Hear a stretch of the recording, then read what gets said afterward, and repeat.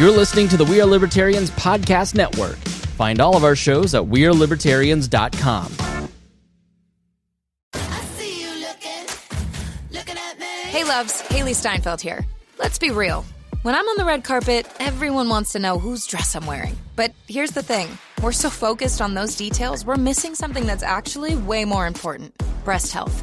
It's wild. Breasts get so much attention, but they're still so ignored when it matters most. Don't know what I'm talking about? Tune in on February 9th and visit yourattentionplease.com. That's yourattentionplease.com. See you then. Oh, it's such a clutch off-season pickup, Dave. I was worried we'd bring back the same team. I meant those blackout motorized shades. Blinds.com made it crazy affordable to replace our old blinds. Hard to install? No, it's easy. I installed these and then got some for my mom. She talked to a design consultant for free and scheduled a professional measure and install. Hall of Fame son. They're the #1 online retailer of custom window coverings in the world. Blinds.com is the GOAT. Shop Blinds.com right now and get up to 45% off select styles. Rules and restrictions may apply. You're listening to the We Are Libertarians network. Find more great shows like this at wearelibertarians.com. All right, let's get back to some boring subjects. Understand the risk to our country. Freedom brings people together. You're listening to the We Are Libertarians network. Learn more at wearelibertarians.com. Welcome to We Are Libertarians. My name is Chris Spangle. It's so nice to have all of you here. This is going to be a very fun episode. We've got a lot of great talent and Hodey here on the show tonight. We've got our friend Jeff Bennett. Jeff will be on asking questions of us. It's another episode of the Path to Libertarianism Q&A, and he will be asking pointed questions, and we'll do our best to answer those. Hodey Johns will be here, Rhinehold will be here, and lo and behold, Harry Price will be here too. So stay tuned right after this. Warning. This show is for adults, produced by semi-adults. So the language is sometimes strong and offensive. I don't know what I said. Welcome to We Are Libertarians, where our goal is to help you sound smarter while talking to your friends. We examine current events from a libertarian perspective while treating modern politics with all of the irreverence it deserves. There has been lie after lie. We toss out the screaming heads, put people before political parties, and give context to the news to make you think. Now, here's our host, a 15-year veteran of politics and media, Chris Spangle. Welcome to the program. I've got a brand new board. It's the maiden voyage of a brand new piece of equipment, which I'll talk about here in a moment once I get everybody introduced. But first and foremost, back from his third round of the coronavirus, it is Harry Price. Harry, how are you doing tonight?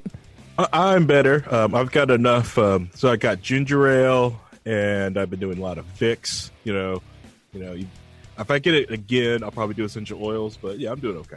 You got to get thieves, man. Get thieves. That'll take care of it right away. We have Rhinehold here. Rhinehold, how are you? I'm doing well. All right. Great to see that mic turned around. So Rhinehold did an entire episode. Before the show, I was like, hey, you might turn your mic around. It sounds like it's turning around. He's like, there's no way that could possibly happen.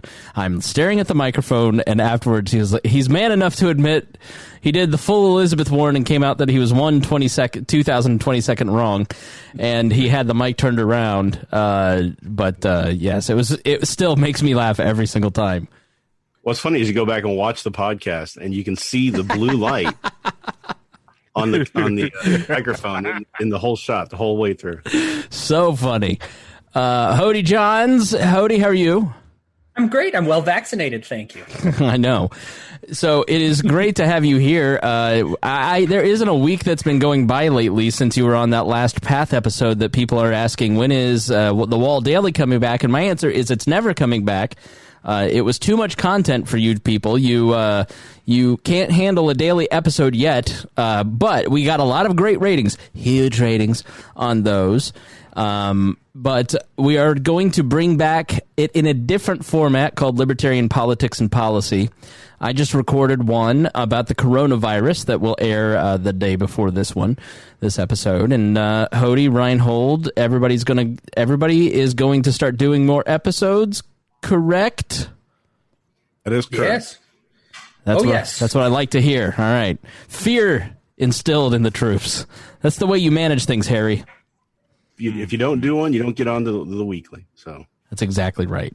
So Hodey will be back doing more episodes. You're also working on some cool stuff. What are some other things that you're working on?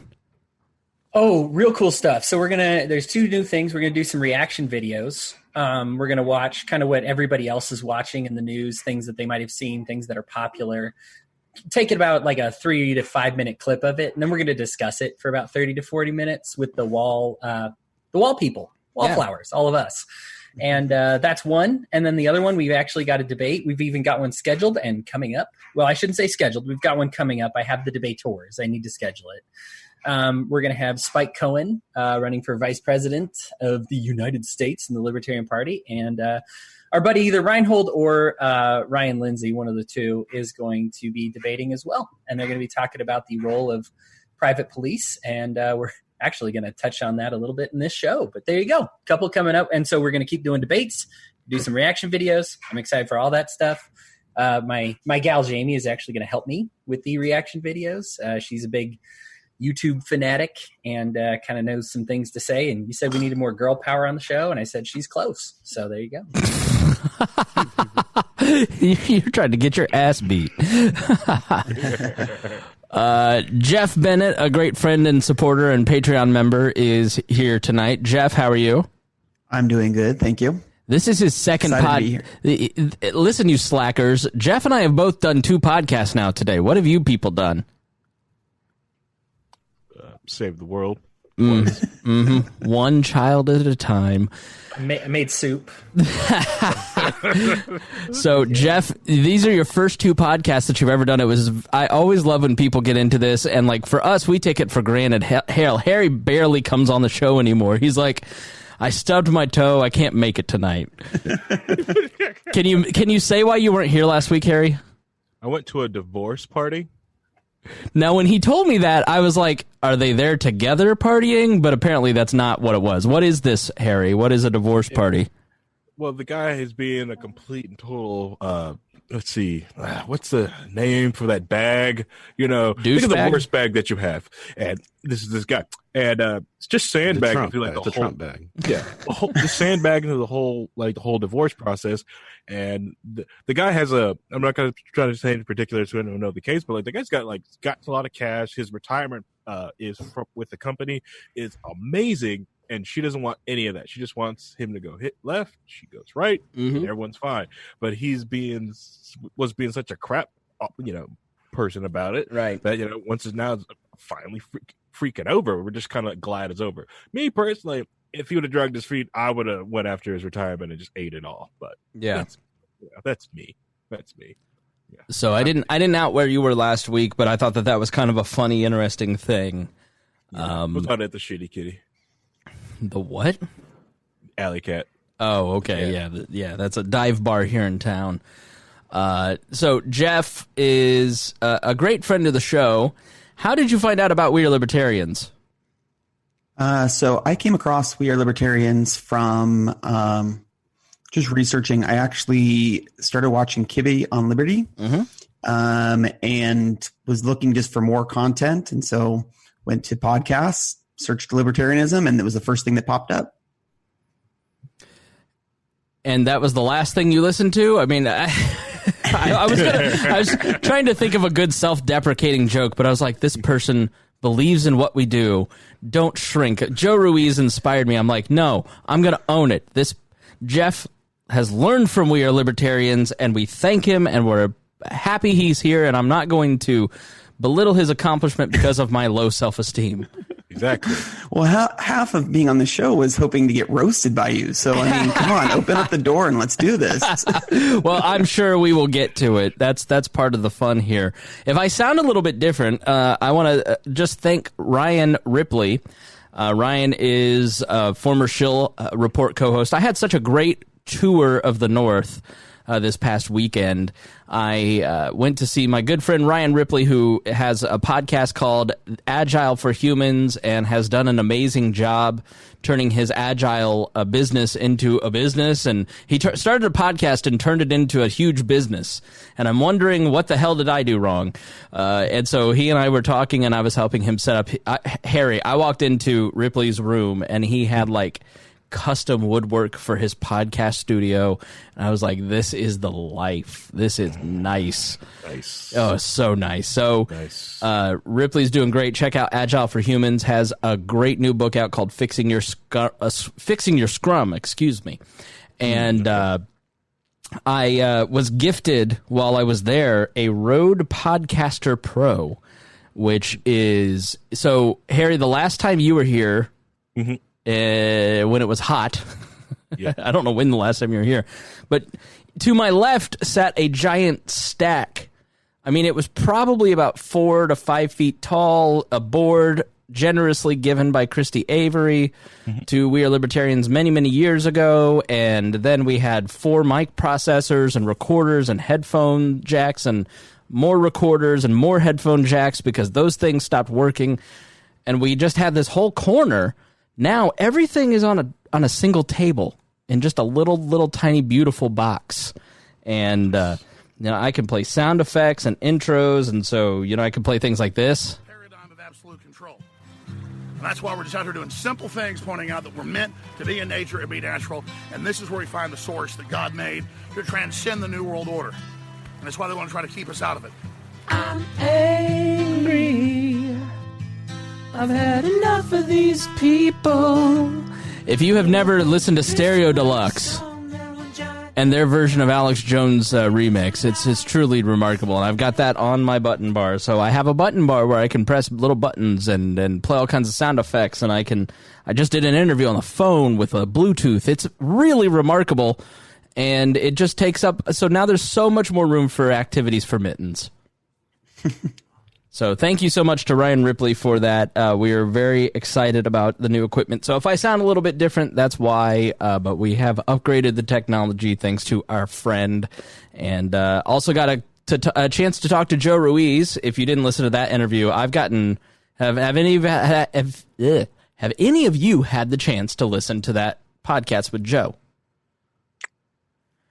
I've not. All right, that reflects the download numbers. But that's why I'm saying go back and listen to that interview with Joe. I've had multiple people say that it was truly phenomenal, and I was it was fun to catch up with Joe, who was a co-host so long ago and now is chasing his dream and talks a lot about the biggest episode on We Are Libertarians is 113,000 downloads, and it is our interview on the Shill Report with Ron Paul, and you can go back and listen to that in our feed now. It was 2013, 2014, and it was 2013, yeah, because I was out to dinner with the ex-missus at Olive Garden, and the website crashed, and we had this interview go viral. Oddly, Oliver Darcy, now at CNN, then of The Blaze, had tweeted out this interview, and it went viral, went to HuffPo, went everywhere, and so that was truly...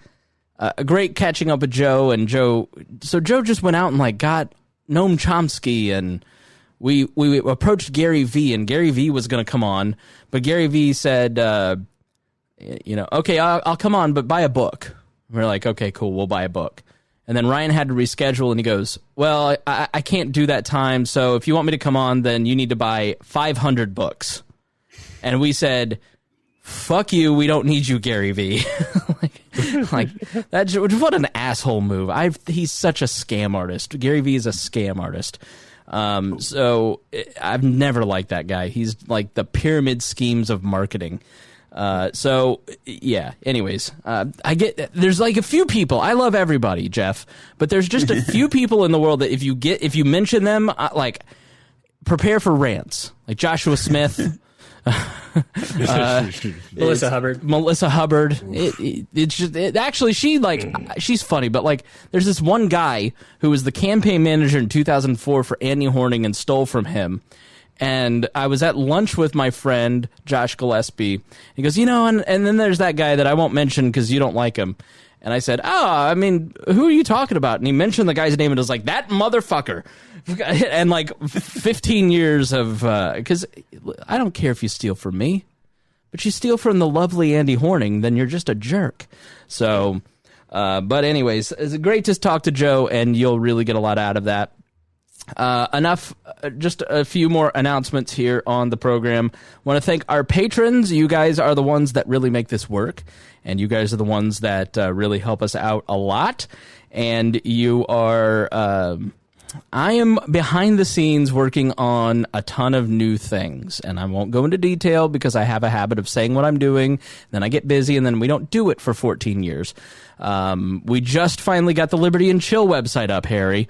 I don't even know if you've seen this, but if you go right now to wearelibertarians.com/liberty-chill, then I put up the guide. I worked with our correspondent Paul Copeland and Christy Avery, and I put up a flyer that you can get designed for your Liberty and Chill group, and the logo and some tips, and we'll list your group there. So listen, we got behind on it because we were trying to centralize everything, and now I'm saying just steal this logo and make your own thing, and if you need a flyer made, I will make the flyer for you so you can put up this little 8x10 poster around town, 8.5 by 11, I think, and you can get going. So go check out Liberty and Chill. But that's an idea that I was like, early 2018, we're going to do this, and it's mid 2020, and now we're on it. But about to launch the new logo. We've completely redesigned the website.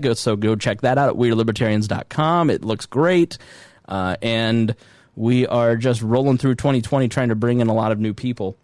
And that is all possible because of our patrons, and specifically our $100 a month patrons who really make it work. And that is Matthew Durbin, Ed Brehob, Jason Doolittle, Christy Avery, and Craig DaCosta. Thank you guys so much. And some other special guests that we won't mention.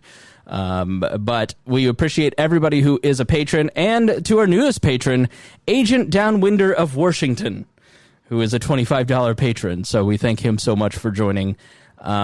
Jeff, you are a patron, and we appreciate your support. Can you tell the listeners, why are you a patron? What causes you to give so generously to this program? Well, when I started listening to We Are Libertarians about a year ago, maybe a little bit over a year ago, and I just saw something that for me was bringing me information, bringing me knowledge, gave me a lot of resources to be able to talk to others. And for me, being a small business owner, I like to support things that support me. And whether it's being indirect or directly, I felt like it was the right way to give back. So I also believe in the libertarian idealism, and I think the We Are Libertarians podcast is the best way to get that message out there. And so, so I feel totally confident giving to that. Well, we greatly appreciate your support. It does mean a lot to us. It allows us to do a lot of great things, and you and your support and all of our patrons are the lifeblood of that. But let's talk to you. Let's talk about you, and let's find out who you are, what you do, where you live. To give us some of the details. Who is Jeff Bennett? So I am a small business owner. I live in Fresno, California. So we are the Central Valley, for the most part, the lifeblood for California. I think we feed most of our nation's people with the produce that's grown here in Fresno. And so I've live here. I own a couple businesses here in town. Own an ice cream shop that's become pretty popular, and a cafe. Do some business advising for other small businesses and friends. And so, that's kind of where I'm at now. So have you become more libertarian the more of an entrepreneur you've become? Yes, absolutely. And I think that's really kind of what sparked that, other than kind of seeing the divide of the two parties over the last couple of years, and really seeing I come from a Republican background, and as I saw that party kind of drifting away really from what my ideals were, that's when I really started searching elsewhere and looking out for that, especially in the California climate. big government is obviously huge here. Right. And there's just, you pay a lot of taxes, you pay a lot of things that really don't get reciprocated back to you as the people. And so, so that's what really started down this quest for looking at that. So that's great. So when would you say that you started calling yourself a libertarian? I'd probably say I started calling myself a libertarian about 6 months ago, being kind of a little bit more open about that. Fresh fish. I've jokingly said that this podcast, I plan on sharing it, and it's kind of my coming out to the mass public rather than more direct conversations, because I hope and plan to share this on Facebook and other areas. So, well, if people are in the Fresno, California area, do you want to share where your ice cream store is or what it is? Give a little free plug. Yeah, absolutely. Our ice cream shop is called Ampersand Ice Cream. We have 2 locations in Fresno. And then I also own the Review Cafe, which is also in the heart of Fresno. So, okay. So other than We Are Libertarians, and you mentioned Kibby on Libby, what are some, Kitty on Libby. What am I saying? We do these. My brain. You said that so confidently. I was like, is it really Kitty on Libby? It is not Kitty on Libby. So that's the hamster that place. Right? Rhinehold and I were talking about this the other day. My brain at 5:30 every morning goes, good morning. Let's think about all the things you're going to do today. And I used to sleep till noon every day. And now I'm just like up at 5:30 every single day. And I'm just like, so I go to bed. And so by the time we get to 7:30 and I've, taken an hour and a half before the show to just relax, it doesn't mean that my tongue still isn't tired. Rhinehold tells me that is just a function of age. There's a lot that goes on there, and what I found is it's good to take a nap in the afternoon. Oh, well, I don't have time for that. So I guess I'll just be stupid and say Kitty on Liberty. But get you a chair that lays flat. Just take your quick nap. Yeah. Get back up. I do it at my desk. Yep. So I did. Put my feet up on my desk, lean back in my chair. I'll tell you what powers me through these is V8 has a little energy drink that is green tea, and it's caffeine. And I really love it. It's very good. It's just enough caffeine to get right through to the end.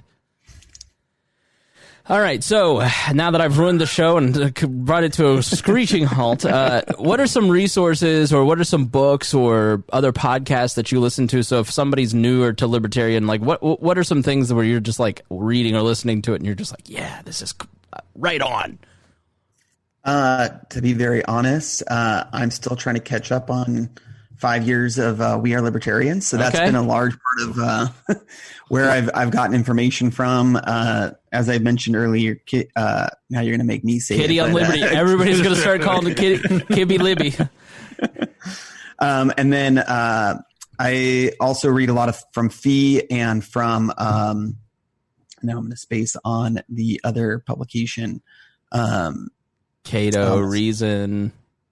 Thank you. Reason and Fee are 2 that I follow on social media and read a lot of articles from there and take pieces from all of that. So, not to halt the show again, but Hodey just looked at his girlfriend and drug his thumb across his neck in the death motion. What were you?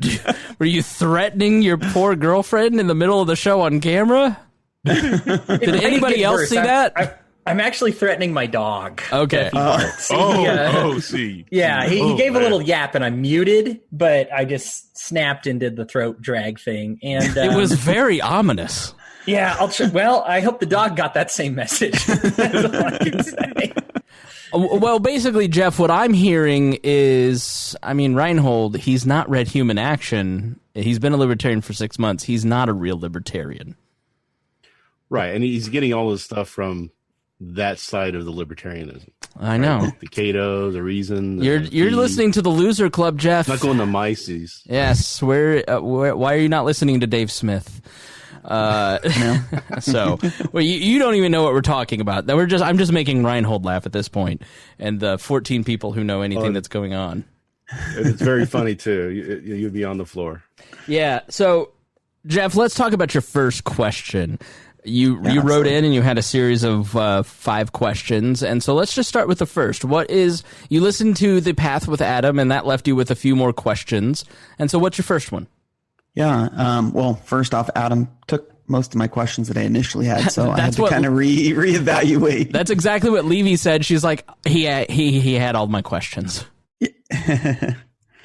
So my first question was, and I jokingly put, in a libertarian utopia, what is policing, or how does policing work, and what does that look like for major crimes, i.e. murder or theft? And is that done individually? Is it private? Is it how does that break down? How are crimes policed? So in a libertarian society, when bodies start showing up under Hodey's doorstep, then how would we deal with that as a free society? Who would like to take policing in a free society? There's too many dead dogs on your front porch, Hodey. I will let Hodey go. HOA first. Yeah. Hodey, go ahead. I want to say something before we get started. Okay. When you say libertarian utopia, you have to understand there's a lot of different libertarian utopians. Yeah. Utopias out there. So you kind of have to, okay, what are we talking about? Are we talking about an anarchist type of utopia, or a minarchist, or a classical liberal? Or there's a lot of different threads and views on that. So some of the answers you might get here are going to be kind of along those lines of differences, and that's a good thing. So we have kind of different views on how we could do this. So Jeff, did what Rhinehold just say, did that confuse you? You're like, wait, there's more than one type of libertarianism? Or have you followed any of the strains? Like, what did you think about what Rhinehold just said? No, that totally makes sense. And I think it's one of my later questions. One of the things that I wanted to kind of ask in that field of, obviously, if libertarian is a umbrella over multiple different categories, like how do those come together into a single society? And I could be opening a can of worms there, but have you seen the podcast world of the libertarian movement alone? So let's start with just the pure stateless society. Let's go to our purity expert, Hodey Johns. In a pure libertarian society where there is no government whatsoever, some might call it ANCAPism, some might call it agorism, what would policing look like? There's David Friedman. He wrote a book called The Machinery of Freedom. It's a fantastic book, and it answers a lot of these like hardcore what an anarchist society would look like type of questions.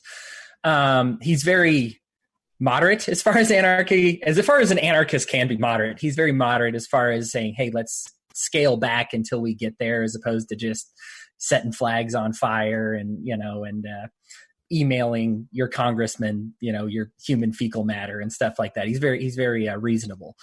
The machinery freedom, he says specifically that if you say you know the answer to this question, you're actually using a cop-out, because it's hard to envision what the market will do.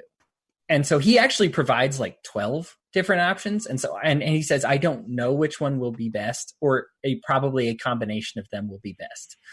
Let me give you, because I don't want to give you an unsatisfactory answer. I always believe that you should have a good answer and say that this is the floor, right? Because the ceiling could be, the market will demand better, always. Market always wants better. You make ice cream, you understand. Chris, I've heard you talk about crappy ice cream before. There is crappy ice cream on the market, and we demand better, right? That's exactly right. I want, oh my gosh, I want Cold Stone Creamery. I want ampersand ice cream. I want Ben and Jerry's. I don't want Breyers. Yeah. You don't like flavored ice crystals? Or no. I don't want your cheap Napoleon ice cream. Yeah. But the problem is that Breyers gets bought because there are people who are willing to take less quality for a cheaper price. And that had happened too in that sort of situation. Right. And so, and that's, I guess that's a great carryover too. And so the issue is you're responsible for your own freedom. Right. And that is always true in any society. You just either choose to outsource it to the government protecting your freedom, or outsource it to your neighbors or to your companies or to your business. You always, or in an individualist society, you're responsible, and you're responsible for choosing whether you want your community to take care of it or your business to take care of it. Or, look at something like insurance. right? You choose your insurance and you say, I want it really high so that if something does happen, I don't have to be like, I'm not covered for this, like those warranties that don't work. And in one sense, it's a difficult explanation because people think that, well, if my right to life is secured, and no one's out there securing it. Yeah, but that person is going to be you. And that's tough for some people to understand. The judicial system will be complicated, but when insurance companies talk to each other, they might have different terms, but they do come to an agreement. Ultimately, they call each other and they talk to each other and they say, hey, look, you and me, we operate differently. You have like a system. Like I had a situation today where I called another radio show and I said, listen, we're competitors, but we're also colleagues and I need some information. And you guys have done this thing before, and I need to know it. And I know that you have no reason to talk to me, and we had a great 30-minute conversation, and at the end, we were like, maybe there's some ways that we could partner together here, right? So even, the other ice cream owners in the store, there's maybe the one bad actor that you're like, yeah, Johnny's ice cream shop, they're suspicious, but the other 15, you kind of get along. So there's some collegiality amongst yourselves, and sometimes that turns into formal organizations where you have either a union or a guild, or, I view a lot of other libertarian podcasts, both, I look at Lions of Liberty, and I love all those guys. I think they have an absolutely great show. I promote their show. I also see them as competition because you only have so much bandwidth. You get 7 podcasts on your pod. Most people have 7 podcasts on their app. Well, if you have 2 libertarian podcasts, you might like them better. But at the same time, like, okay, at least we're moving towards the same goal, right? So there doesn't need to be a competitive spirit. You can help each other grow and come together and network together because, frankly, sharing promos on each other's podcasts has made our shows stronger. Because people start to support both. They go, I really like good libertarian podcast, and I'm glad there's 2 and not just 1. So Hodey, that's kind of what you're saying. It's like just because there's competition, we sometimes let the anti-capitalist mentality get in the way of this, and we start to think, competition is bad or choice is bad because somebody's going to get hurt or get screwed over because of the bad actors. When in reality, we love competition. It makes everything better, Hodey. Hey, I'm Ryan Reynolds. At Mint Mobile, we like to do the opposite of what Big Wireless does. They charge you a lot, we charge you a little. So naturally, when they announced they'd be raising their prices due to inflation, we decided to deflate our prices due to not hating you. That's right. We're cutting the price of Mint Unlimited from $30 a month to just $15 a month. Give it a try at mintmobile.com/switch. $45 upfront payment equivalent to $15 per month. New customers on first 3-month plan only. Taxes and fees extra. Speed slower above 40 gigabytes. See details. This episode is brought to you by Abercrombie. Build your fits of the day with Abercrombie's newest denim drop. Here's where to start. Abercrombie's 90s straight jean goes with any shirt from tees to sweater polos. Super versatile. Their loose and baggy jeans are more trend forward, so you can grab those and go out with your friends. Abercrombie's denim fits come in a range of washes. Build your looks around Abercrombie denim. Shop online or in-store. BTW, FYI. Visit Nexplanon.com RN to learn about Nexplanon. It's an adjustable implant, 68 milligrams radio pain. Or ask your HCP IRL. Okay, TTYL. It's exactly that. And the thing is, we tend to think competition would lead to too much chaos. We just go in a million different directions. Because I get the spirit of the question is kind of, well, I believe a judicial system should work this way. Well, I believe a judicial system should work this way. And this is one of those instances where libertarians can let their individualism mess up what kind of actually happens in the market. Great example, restaurants. You don't need somebody to tell you to go visit a restaurant. Or, some people might be like, well, I want the restaurant to come to me. Well, that's not going to happen because there's not a very good market for it. So you might think in your head, I want a judicial system where a judge lives in my house and 18 million people are guarding the door. Well, okay, if the market wants that, then that's going to happen. So the reason we even talk about things like nobody has to mandate that you set up a restaurant. All right, but they Hodey, just pop up. Hodey, the man asked about how you're going to arrest murderers and child rapists, and you're talking about free markets and screeching on about it. So how's your little mysterious market going to actually haul my killer into jail? Sure. This is one of our favorite enemies of the show. You may remember him well. Referred to them as Nick mercenaries, right? You go to McDonald's and you hire. If you don't like the pro-choice people, you hire. It's the equivalent of getting like an extra size value meal. You just hire a mercenary right there. No, that's piracy. That's crazy, and there's not really a market for it. So the issue is when we talk about markets, let's go ahead and get off of the hypotheticals. Let's stop talking about restaurants because that's the nice way to talk about it, right? We're talking about pedophiles. We're talking about murderers. We want to deal with these people, right? So I don't want to avoid the question. Hillary Clinton. Right, we can talk about Hillary Clinton. Oh my gosh, right? The real evil ones. Right. How are we going to deal with this? So here's the deal. Let's say there's a market to get rid of pedophiles. I would say that there would be a substantial number of people that want to make sure pedophilia doesn't happen to their children. Right? Okay, but how do you, let's say you have a vigilante club on meetup.com for killing pedophiles. How do you protect justice, though? How do you protect your vigilante club? Or maybe I'm mischaracterizing it, but that's what leapt to my mind there, Hodey. Like, how do you protect the innocent? So we're assuming, okay, so the vigilante club, how do you protect the vigilante club? I think no, I'm saying like if you have if you have a private corporate, like what are you saying, that there's going to be some sort of private company that takes out or a group of people who have a vested interest in getting rid of pedophiles? Like, yeah. So we have great examples for this actually in the United States today. There's a few different counties we've talked about on this show before that actually have private police forces. Now, of course, they have a single private police force. This isn't the Ancapistan we want, but they actually provide a really great foundation. When they hired those people, they said, well, these people are going to get a different contract with a different single police force if we don't meet their needs. So what did they start doing? They actually halved, this is on Wikipedia, I'm not making this up. They actually halved their response times on calls. They stopped pulling people over on the side of the road because guess what? That's not popular among the people that you're policing, right? Committing road piracy against those people. What was popular, they got their rape kit times down from 30-year processing average times to 3-week processing times. Okay, that's something. All right, and so what this is saying, this is what competition in the market does. Is they don't even have a real competition once they got the contract, but they're not going to get renewed unless they actually police the things that the people care about. What is it that you think most people care about when they hear about this? Hillary Clinton, murderers, pedophiles, bad thieves, that type of thing. And this is, we actually have a very current, real example of that happening. And that's just the average of them happening around the country when they're on still government contractual contractions. If this is the free market, how much more do they have to compete? How much harder do they have to compete? How much more do they have to work to stop pedophiles, murderers, Hillary Clintons, Donald Trumps, and all that from popping up and trying to take your stuff? You know, it's really one of those things that we have an example of, and it's scary in theory, but we've seen it in practice, and the practice doesn't match the fear that's in our hearts. All right, Jeff, what do you think about that? Yeah, and that's kind of like, I think what my thought would be, and I'm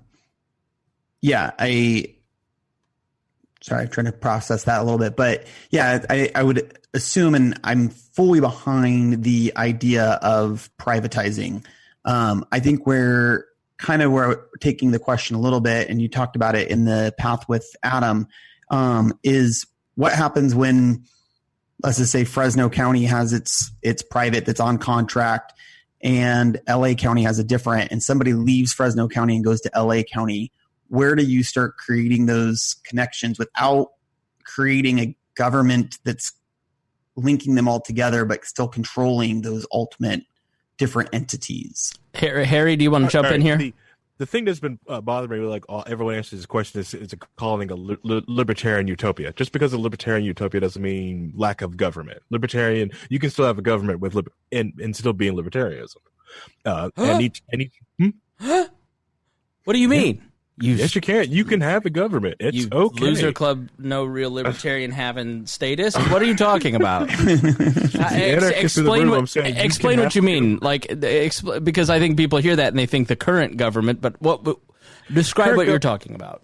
You can have a libertarian society and have a government. You can have people that want to come together to want to form a I don't know, let's call it a government that wants to, like, how do we protect our freedoms from everyone else who wants to infringe on them? We create a governing body to make sure we enforce the laws and we want to respect our area. Like a homeowners association? Homeowners association, but if you want to call it an association, Justice League, or government, whatever it's called, that's what you're doing.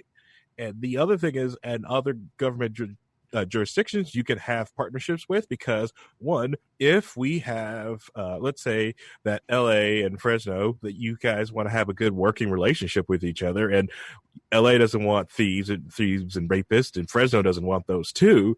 If you guys talk to each other like, hey, this thief and rapist just went to your town, can you pick them up for us? Cool, we don't want this guy either, we'll send him back to you. Yeah, just like nations, you have Interpol, where you have the International Policing Agency, you have extradition treaties.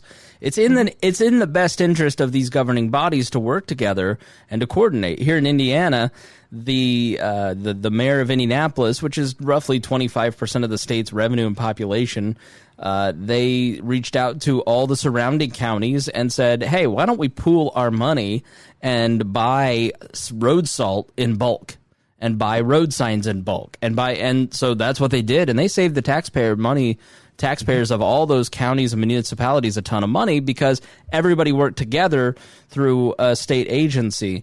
The difference in what Harry's talking about and what we have now is that you would voluntarily choose to live under the agreements and the laws of Fresno County and LA County in your example, versus you were born into America and Fresno County. Now, you can choose to move from Fresno County to California. It's not a burden, an undue burden to move from county to county.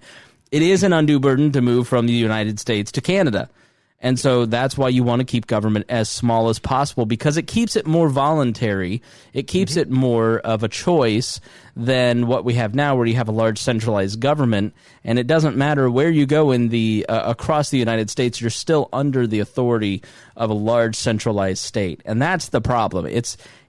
It isn't that government won't exist, because the nature of human organization is that you have the same problems in governments that you have in corporate boardrooms, that you have in nonprofits, that you have in churches. I learned everything about politics in the United Methodist Church when we hired and fired 3 youth pastors in 3 years. So don't tell me politics doesn't exist in private voluntary organizations. It absolutely does. Politics will not cease, but your choice to participate in it will exist. So does the idea of governing bodies working Harry, is there anything else that you'd like to add to that before I ask Jeff something? No, you can go ask Jeff. I'll let you. Okay. So does that make sense to you, Jeff? Like I pick on the idea of private courts because I'm not totally sold on the idea of the complete and total removal of force. I want to give if you're going to centralize force, you want it to be as close to the people as humanly possible, and really only around issues of justice and courts specifically. But everything else can usually be done through free markets, and there probably are great arguments that I just haven't read or run into yet, because I'm still, after 15 years learning about libertarianism every day, that I'll go, whoa, okay, I get that piece now. But there will be agencies working together. So does that make you feel a little more comfortable? Like, are you like, okay, maybe I could see myself moving into Ancapistan with Harry and Hodey? Yeah, no, that definitely makes more sense. Yeah, I think that definitely does. The other kind of finishing part to that, though, is also, and it leads into my other question. Well, hold on there. I want to give Rhinehold a chance to jump in, because I know Rhinehold has something to say. Well, so Rhinehold, you would hold on. Let me ask you a question. Because we tease you about being a communist along with our friend Ryan. You would consider yourself more of a classical liberal than maybe an anarchist or an ANCAP. Is that fair to say? And what does that mean, if so? Lockean classic liberal, yeah. So that would be the idea that people should be free to live their lives as they choose, as long as they're not violating the rights of others to the same. And it's that second part that a lot of libertarians get tripped up on, especially anarchists, because they're like, I want to be able to live and do whatever I want to do. But the other part of that is protecting other people to have that same right, and you can't turn a blind eye to that. So with private police, I have no problem necessarily with private police over government police at all. It's been done in the United States for hundreds of years.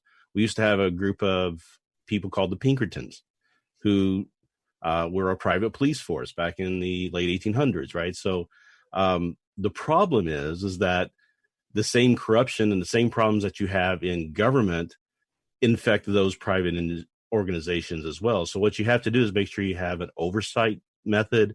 You have a way to protect the innocent. You have a way to protect the people who could be abused by somebody just buying justice, right? You don't want to have the situation in which it's going to crop up a little bit more.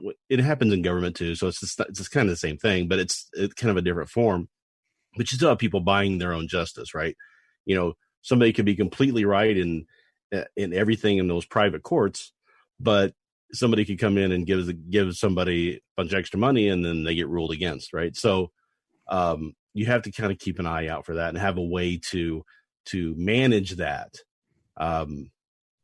before you can kind of go down that road. And a lot of it also depends upon whether the people in the community are really interested in that kind of view, right? So they have to fight for it. They have to want to protect it. They have to want to protect each other. Even if they disagree with their neighbor, they need to be able to say, I want to protect him, even though I disagree with him, but I want to protect his rights, right? So that's kind of where I see the private police, is where it can be better than what we have with government. It could be worse than what we have with government. It's a lot more free, but it's also rife for problems. So I just want to make sure that when we start thinking about that, we go down the road, we're also thinking about those protections that need to be in place. Jeff, what do you think about that? I think that's kind of true for myself, where I guess a little caught up on those, and I'm trying to separate government and those protections, or those kind of guiding principles in a sense. And yeah, sorry, I'm kind of, it's I'm okay. still process that a little bit. You're good. Harry? Yeah.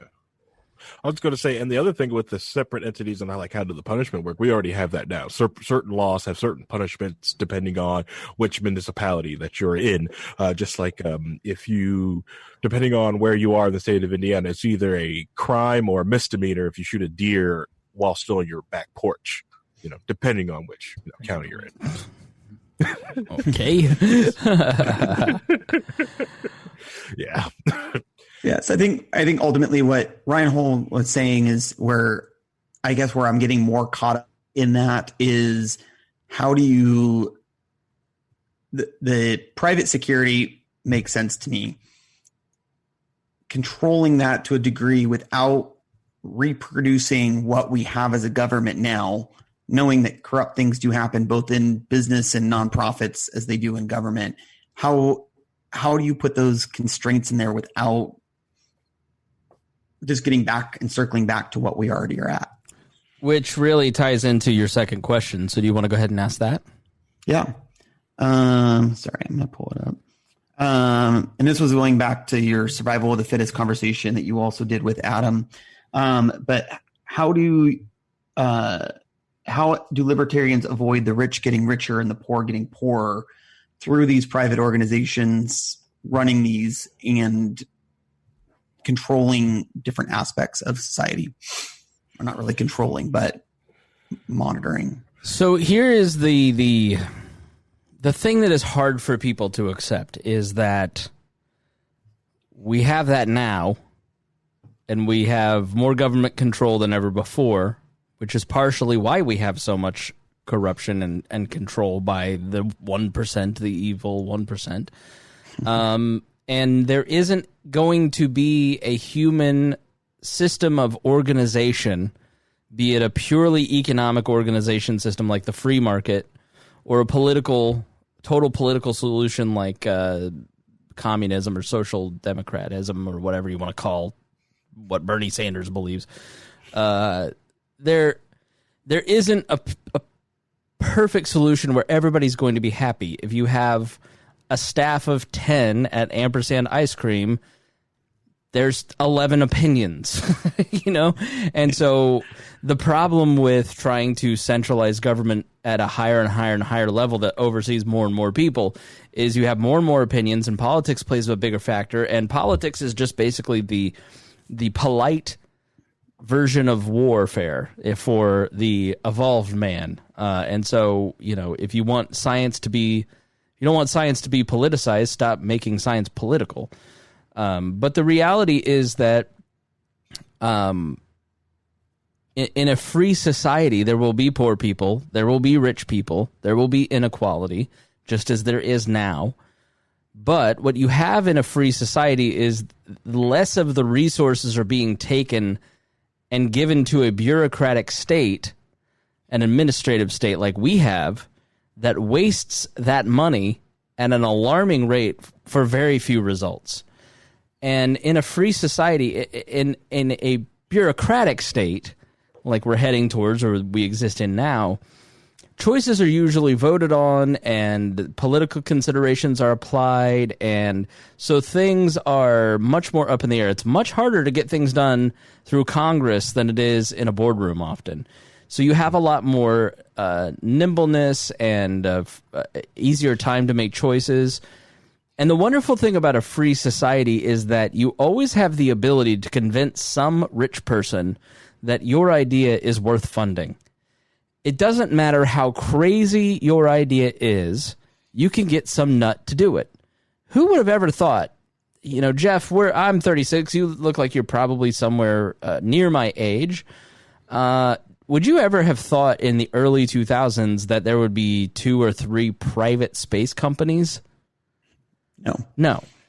It's an idea that some crazy billionaires just decided, like, I really like the right stuff and I want to fly on a plane to space.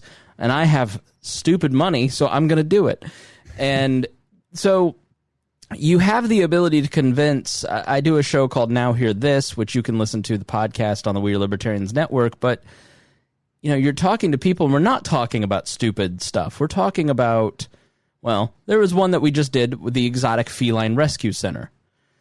It is completely legal to own a lion or a tiger in most states. You can go on right now and you can buy a tiger, and what people do is they buy a tiger because they want to take the Instagram photo with a baby tiger for the social proof. And then that tiger turns 3 months old and is the size of a St. Bernard and has the manners of my house cat, and they're like, shit. And so in 1991, someone in Terre Haute decided to do something about it and opened this big cat rescue center, and they have 150 animals there of people who, in a free society, made a bad choice, and somebody stepped up to take care of those big cats. Or you have the Starfish Initiative, which realized, like, there's economically disadvantaged students usually in rural or urban schools who need somebody in their life to explain to them how to go to college, because they're from families that no one has ever gone to college.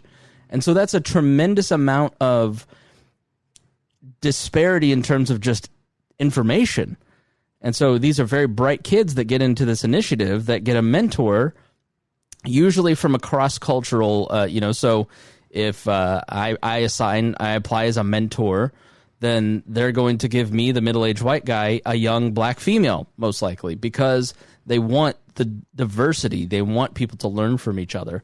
And so, well, that's a very specific idea that is wildly, massively funded by the local bigwig community, the Anthems and the Lilies and the big companies here in town that fund those things. And so very narrow, very specific ideas are constantly funded by people who have money, or corporations that is a group of people that have collected their money and are willing to give back to these specific projects. And every single one of these interviews, it's one person saw a need and said, I'm going to organize some activity to solve that need.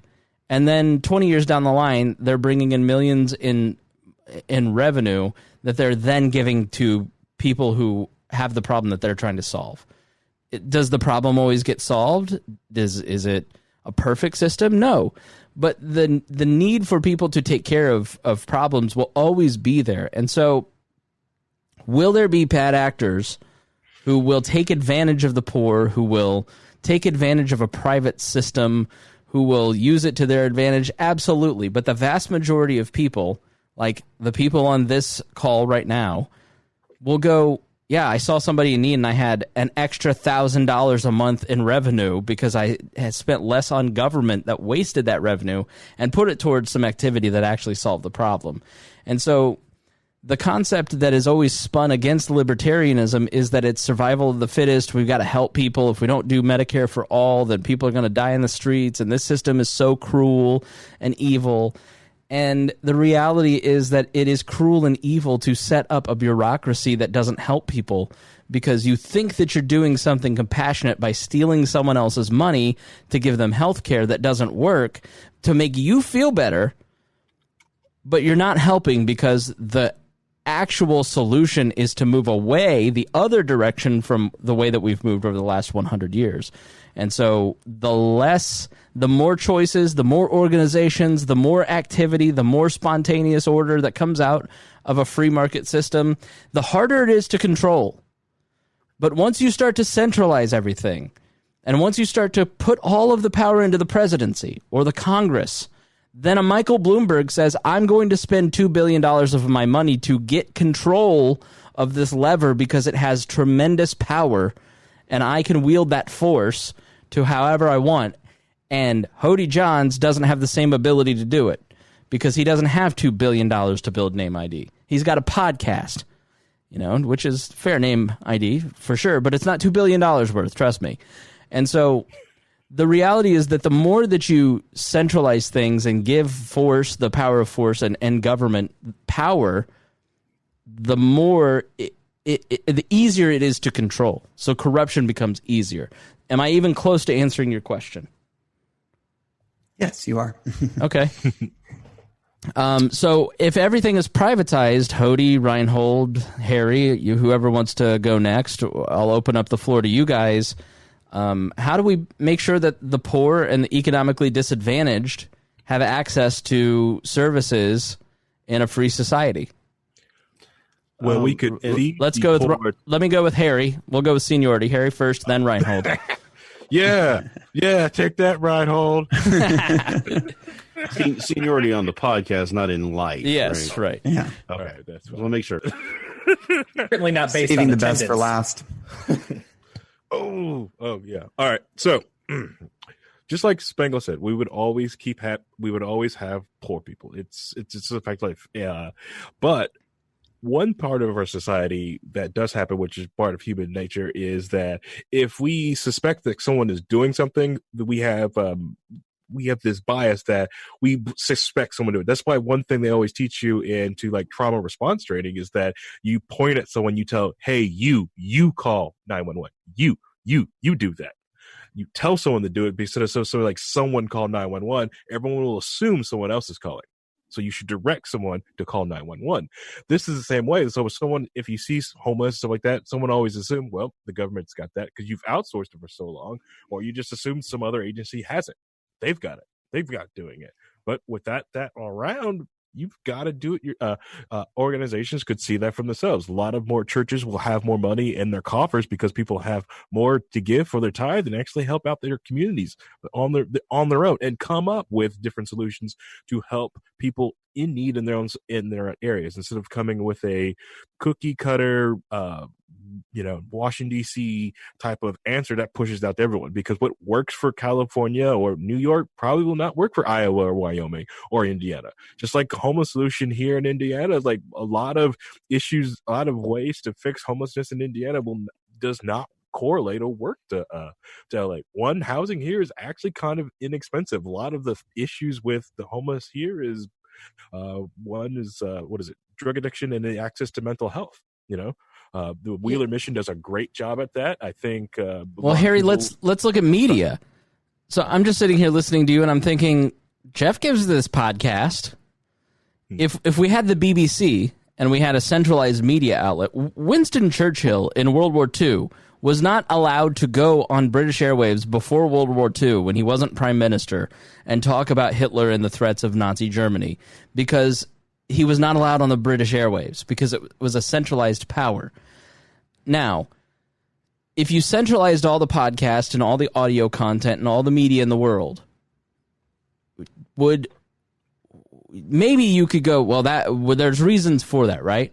But because you have no centralized authority, no centralized power, somebody like me can go, you know what, there's a need in the market for a smart talk show based around independent libertarian ideas. I'm going to do that. I'm going to work really hard at it. And then I bring people along like you guys to participate in it. And then Jeff goes, I really like what they're doing. I'm going to give to them. And what you get is you get 900,000 podcasts giving individual attention and great service at a manageable level, instead of one giant bureaucratic overarching organization that, yeah, they may have some resources to do some cool stuff like NPR does, but try and get a hold of Google. Try to get a hold of YouTube. Try to get a hold of NPR if you want to have a conversation with them. Jeff sent me an email and I said, yeah, man, come on. Right? And so healthcare, trash pickup, street lights, public access, which kind of goes into the next question, like, it's more individualized attention. It's a free market economy allows you to talk to the people that you voluntarily engage with in the way that you can get a hold of your favorite podcaster pretty easily. But try and get a hold of Anderson Cooper. He doesn't see your tweets or read your tweets. Now, are there production advantages to Anderson Cooper's setup versus our little Zoom call here? Sure. But to Jeff, that content is worth something every month. And so that, Harry, that dispersion, that spontaneous order, that emergent order, as we might say, of individuals pursuing their passion, like me, I'm passionate about podcasts, and I'm passionate about libertarianism. I merged my two passions, and I created something great. And that is an emergent thing, a spontaneous. Nobody had to direct me. No central power had to tell me what to do. I didn't walk over to Jeff and put a gun to his head. Jeff, if I put a gun to your head and I said, you're now giving X amount of dollars every year to the We Are Libertarians podcast because everyone needs to hear this. I think everyone needs to hear this, and you seem like a rich guy, so I'm going to take more of your money. How would that make you feel? Would you enjoy supporting We Are Libertarians if that happened? Every minute of it. No. Tread harder. Yeah, tread harder, Daddy. So, okay, Rhinehold, you're next. How would we give access to everyone and give them services? Well, I think we're kind of morphing into your third question, Jeff. So, do you want to go ahead and ask your third question? And then we'll give Rhinehold and Hodey a chance to answer it, because I think they're going to answer probably what your question is. Gotcha. And Chris, you touched on it already, but how do public services, most specifically roads, streetlights, and public access ways, work in a libertarian environment? And I'll give some and to kind of all of these questions, some of the things that I will tie into what I see. So Fresno, we're in Central California. We have a lot of outskirt cities that are much smaller. Some that don't even have their own police force. They use the county police force or highway patrol actually to those areas. And so when I'm thinking about some of these questions, I'm thinking about areas like that with even a county or a a private entity, most of these outlying cities are impoverished and poor. How does all of that come together to ensure that all of that, without it being more centralized to where the majority or the suburban areas are? Rhinehold? Well, I would say in kind of following the vein of what we were just talking about and moving into this one, that it would kind of be done similarly to what is being done now, but in a different form, because, and what I mean by that is, so government is really just people deciding to do things together, right? That's all government is. So, and then putting a gun to everyone else's head. Yeah, and then putting a gun to people who decide that they don't want to be part of. So, in order for a law to get put into place, more than half the people have to kind of agree with that law, right? Well, what if those people just got together and did it anyway without the government, right? You'd still take care of it. I live in one of these types of places that you talk about where we don't have a local police. I don't even live in a city of any kind. I live in the county. I don't have a city municipality around me. And we don't have, I have a well instead of, a water company. And we don't have a fire department. We have a volunteer fire department, right? So we take care of ourselves. We take care of our neighbors. We know who our neighbors are because we are in a community together, right? So the biggest problem that's happened in a lot of the cities, and I see this a lot, is that people are paying their taxes and they're passing these laws and saying, okay, we're taking care of everybody through this method. But there's no reason to go help your neighbor out because you've already given to help the neighbor out. So you never get to know who your neighbor is. It used to be these little communities, everybody knew each other, right? You knew who the guy across the street was. You knew the guy down the road. You knew who all these people were. And if somebody needed help, you'd go help them. And you see that today when there's something that happens, people come together and just want to give money and help. Like the recent story about the little kid who was being bullied. There's some questions about it. But the little person, that Brad Williams was supporting, yeah. Right. But there was people just poured money into that because it was something they cared about. So as long as you care about your neighbors and you get to know who they are and you see that they're in trouble, you go help them. I see that all the time. When I grew up, a great story. When I grew up, we were in it's a small area and there's 2 townships of the small school. I think there were 40 people in my graduating class, right? So it's not a big place, but everybody knew each other. And we're in the middle of a basketball game, a high school basketball game, and somebody walks up to the person who's like doing the announcing for the game and says something to them, and they turned off and they said, hey, is anybody from this family or knows this family in the stand somewhere? And the lady screamed, because their house is on fire. And over half of that stadium, half the people that were there jumped up and jumped in their cars and went down there and took care of it. Right. And it was just something to see. I mean, you see that and you realize what communities are, what people are, what they can do to help each other. You don't need government to tell you to do this. You don't need a guy with a gun telling you to help your neighbor out. You will help them. So I think government gets in the way and prevents this natural state from happening. Right. So, I mean, I guess that's kind of where I'm going with that, is that I think that it would be better taken care of, because right now we have people who fall off the system. We have people who, depending on who's in power, the political power at the time, they don't get taken care of, or they get taken too much care of. And, the money's embezzled the wrong way, and there's no real oversight, because you can't really oversight that. A private company, you can oversight. If they're not doing their job, you get rid of them and get somebody else. A small community could hire a neighboring community to help them and make a deal with them for a small cost that benefits both sides. So there's plenty of ways to take care of this in a non-government form. And I think it works better because you end up rebuilding that sense of community that seems to be getting lost these days. Right. So my turn. Hodey, go ahead. Hodey couldn't wait. Yeah, I'm chomping at the bit here. After we had to skip section 2, I was like, ooh. So you asked specifically 5 questions. This third question, how do public services work, is the only one that I felt there was like a boom shakalaka answer for like the libertarians. Because like this is one that actually is pretty well done by the market. The government does. You nerd. Boom shakalaka. Boom shakalaka. You're so innocent, yet so not. So one of the when you talk about the roads, private versus public, there's really no comparison, including the effectiveness of how they're paid for. And a lot of people think when they think of roads, they still like, well, who's going to pay for them? And our thought is always, well, it's either the people or the government, which is an embodiment of the people, right? But that's actually incorrect. The oldest stretch of highway in the United States is in Iowa. Shout out to Dale. How you doing in Iowa, buddy?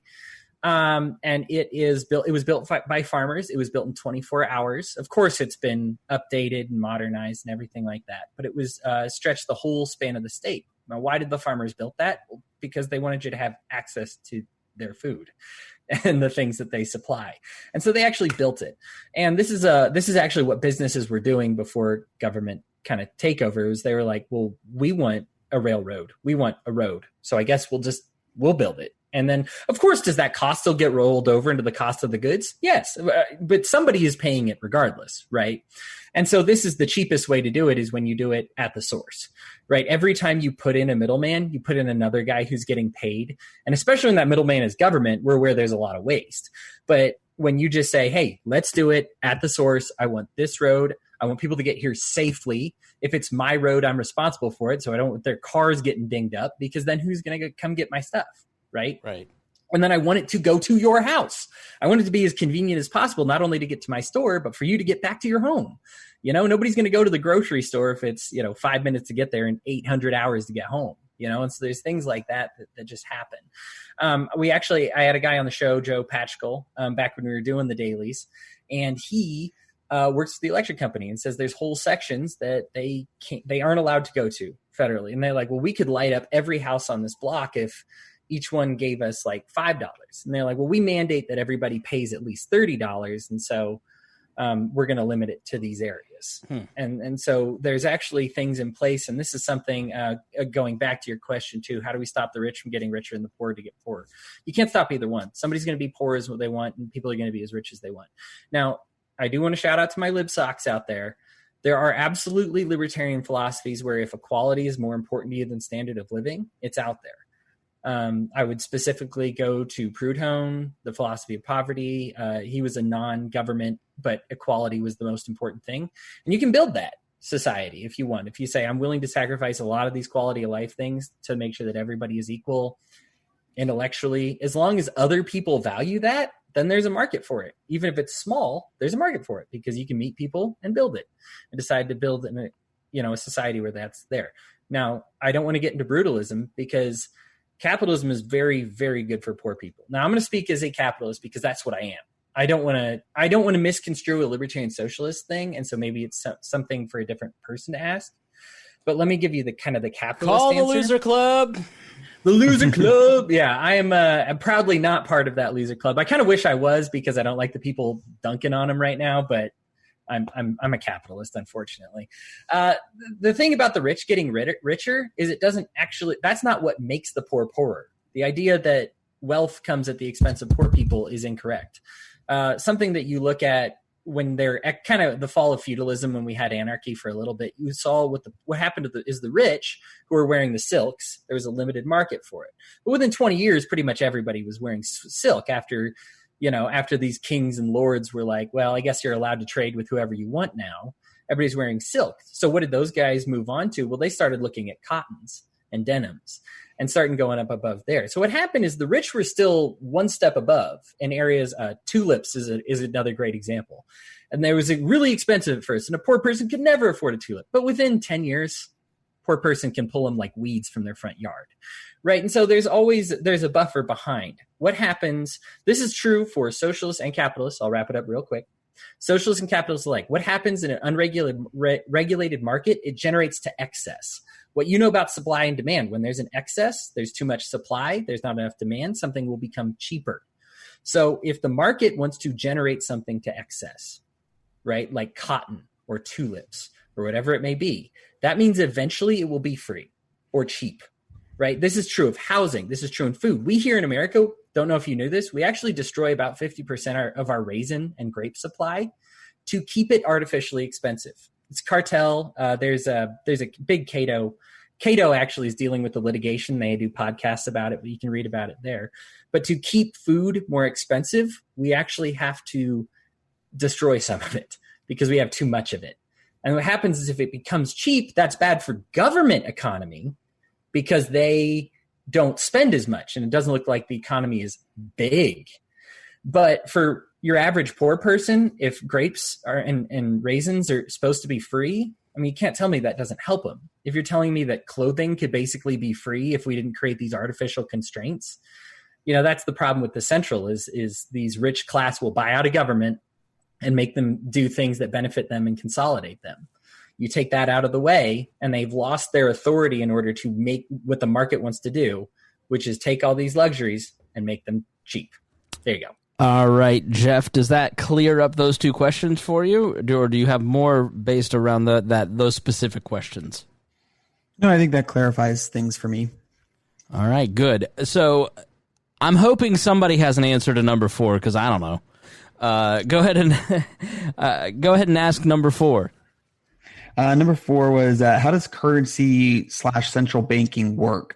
Is gold the standard? Is cryptocurrency the answer? All right, the caucus is lining up to answer. Harry is rubbing his hands They're all together. getting excited over there, biting at the bit. Bitcoin. Go ahead, Harry. What's your answer? You should unmute yourself. This is like your 150th episode. You're freaking kidding me, man. You still haven't muted. What are you doing? Oh, for God's sake. All right, so there you go. Jeff, would you like to be a co-host? There's an opening immediately. Go ahead, Harry. Sign me up, Chris. Personally, that's the beauty about like a libertarian or other society or just the market. You can have multiple currencies. It's okay. If you want to have that central bank fiat currency over in the corner, you can have that. If you want to have a gold-backed currency, you can have that too. If you want cryptocurrency, you can have that too. You can have any version of cryptocurrency. Harry, and maybe if you can't answer this, somebody else can. But let's get really fundamental and just like, why do we have a problem with fiat currency? And what does that even mean? Because I think that term probably is going over Jeff's head a little bit. Oh. Yeah, he's shaking his head yes. Jeff, have you ever heard the word fiat other than in reference to a car? No, I have not. Okay, so let's explain that concept. Like, why do libertarians have a problem with paper money? Ron Paul told us so. That's a fair statement. Done. I totally get it now. Yeah. I'm good. Yeah. Thank you. So currency is supposed to represent products and services. That's Hodey talking. It's fiat if it doesn't. Essentially, if it just represents the worth of the money that the government says it is. Basically, it's taking somebody's word for it as opposed to it being representative product and services. Sorry, go ahead, Harry. Right. So money backed by gold is different than money backed by, we promise this money's good. Yeah. So, all right, Harry, go ahead. Yeah, we promise the money is good. If you don't take it, we have men with guns and we will force anyone to take it or make sure that you'll just have some sort of regime change if you wanted to use some other currency. No petrodollars, please. All right. And then the raise, so the gold standard gets brought up because a lot of people like gold-backed currencies because the idea that gold has never been worth nothing, just like Microsoft stock. But that's all based off like a, there's a lot of different things that haven't been worth nothing before. And gold, while it's your currency, if there's not enough gold to go around for everything, so things are valued different ways. That's why, and it's also hard to transfer hard gold. So that's why promissory notes get set up for gold sitting in a bank.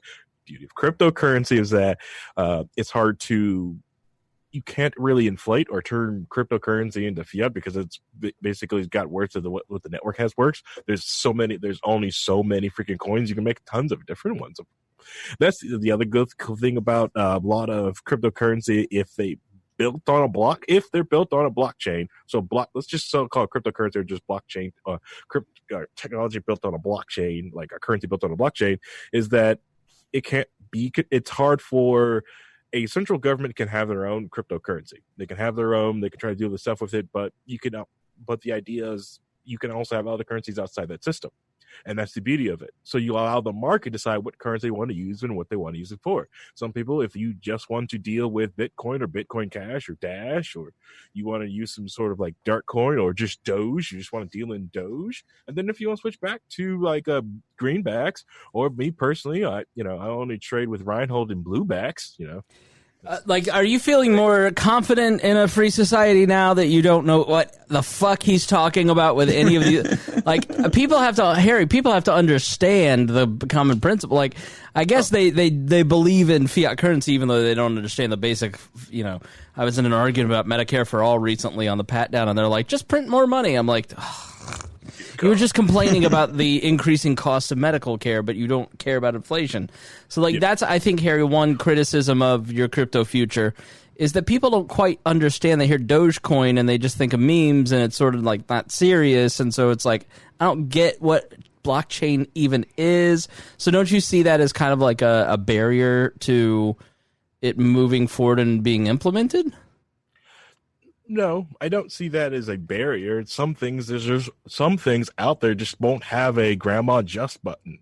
Just won't. And it's more because the things that have a grandma just button are insecure and sometimes crap. It's just what it is. The idea of currencies, the thing is, it's just what you trade for goods and services. It gets us outside of the barter system, because if I want, Spangle to make me coffee and the only thing I got to trade with him is my labor on the podcast or blueberries, well, I'll tell you right now, he only eats so many blueberries. But it's easier to trade it with, greenbacks, like, hey, can I, make sure you buy me coffee, don't drink it all, and, or put it all in his pre-workout. But that's all. And all cryptocurrency is just that in a digital math form. So instead of it being physical in front of you, which you can do if you form a paper wallet, which is risky and hard. It's not hard to do. It's just risky because now it's paper, but so. All right, got to hit myself on that one. All right, so Jeff, is any of the? Are you following? Are you tracking Harry, or do you have more questions? Like, is he like the crypto stuff? Do you just go, huh? I'm a little on the crypto thing, but I get the concept of, and I understand the concept of like goods and services being exchanged and going back to that like core belief. But so I guess I just trying to figure out how that translates to present times. Okay. How about this? Let's take it to an internet marketplace. Right now, let's say you have an internet marketplace and you're selling your ice cream on the internet, right?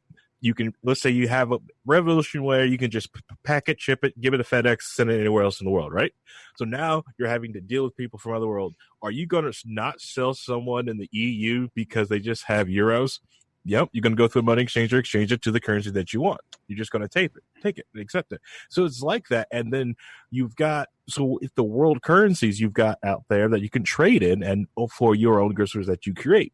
Now, what it does is that competition in the market makes so certain people, let's say, state actors don't artificially devalue or artificially value their currencies. You make sure they don't artificially inflate or deflate their currencies, because it won't be, it's hard to trade it on the world stage. Either no one wants to take it, or you make it so everybody wants to take it. So that's why everyone wants to take the U.S. greenback, because and why it's a world reserve currency, because everybody wants it. Yeah, they believe into its safe securitist that this dollar will always remain a dollar. Just about whatever happens. Let's go to Rhinehold next. We haven't talked to our buddy in a while. So just kind of get into this a little bit at a more basic level for me to kind of start with. The idea of currency, the idea of having something that we use to as a placeholder, right? So if I've got a bunch of goods and you've got some services and we want to trade them, I may not need your exact services, but somebody else does. So I can use this placeholder to say, okay, this is kind of worth this. We agree on what this is worth. And it's an efficiency move. These different, it's an efficient way to kind of supercharge things. So you're exchanging 15 hours of labor for that turnip, as opposed to I worked 1 hour for one turnip and 2 hours for two turnips. Right, and so this allows the society to kind of exchange goods and services in a more efficient way. And all of these things we're talking about, whether it's paper currency, whether it's gold, whether it's cryptocurrency, all of these are all the same in that regard, that they are just placeholders. And we have to, their value is only as much as we agree that it is. So I have to agree that it's this much, and you have to agree that it's this much, and this other person has to agree to that in order for it to work, right?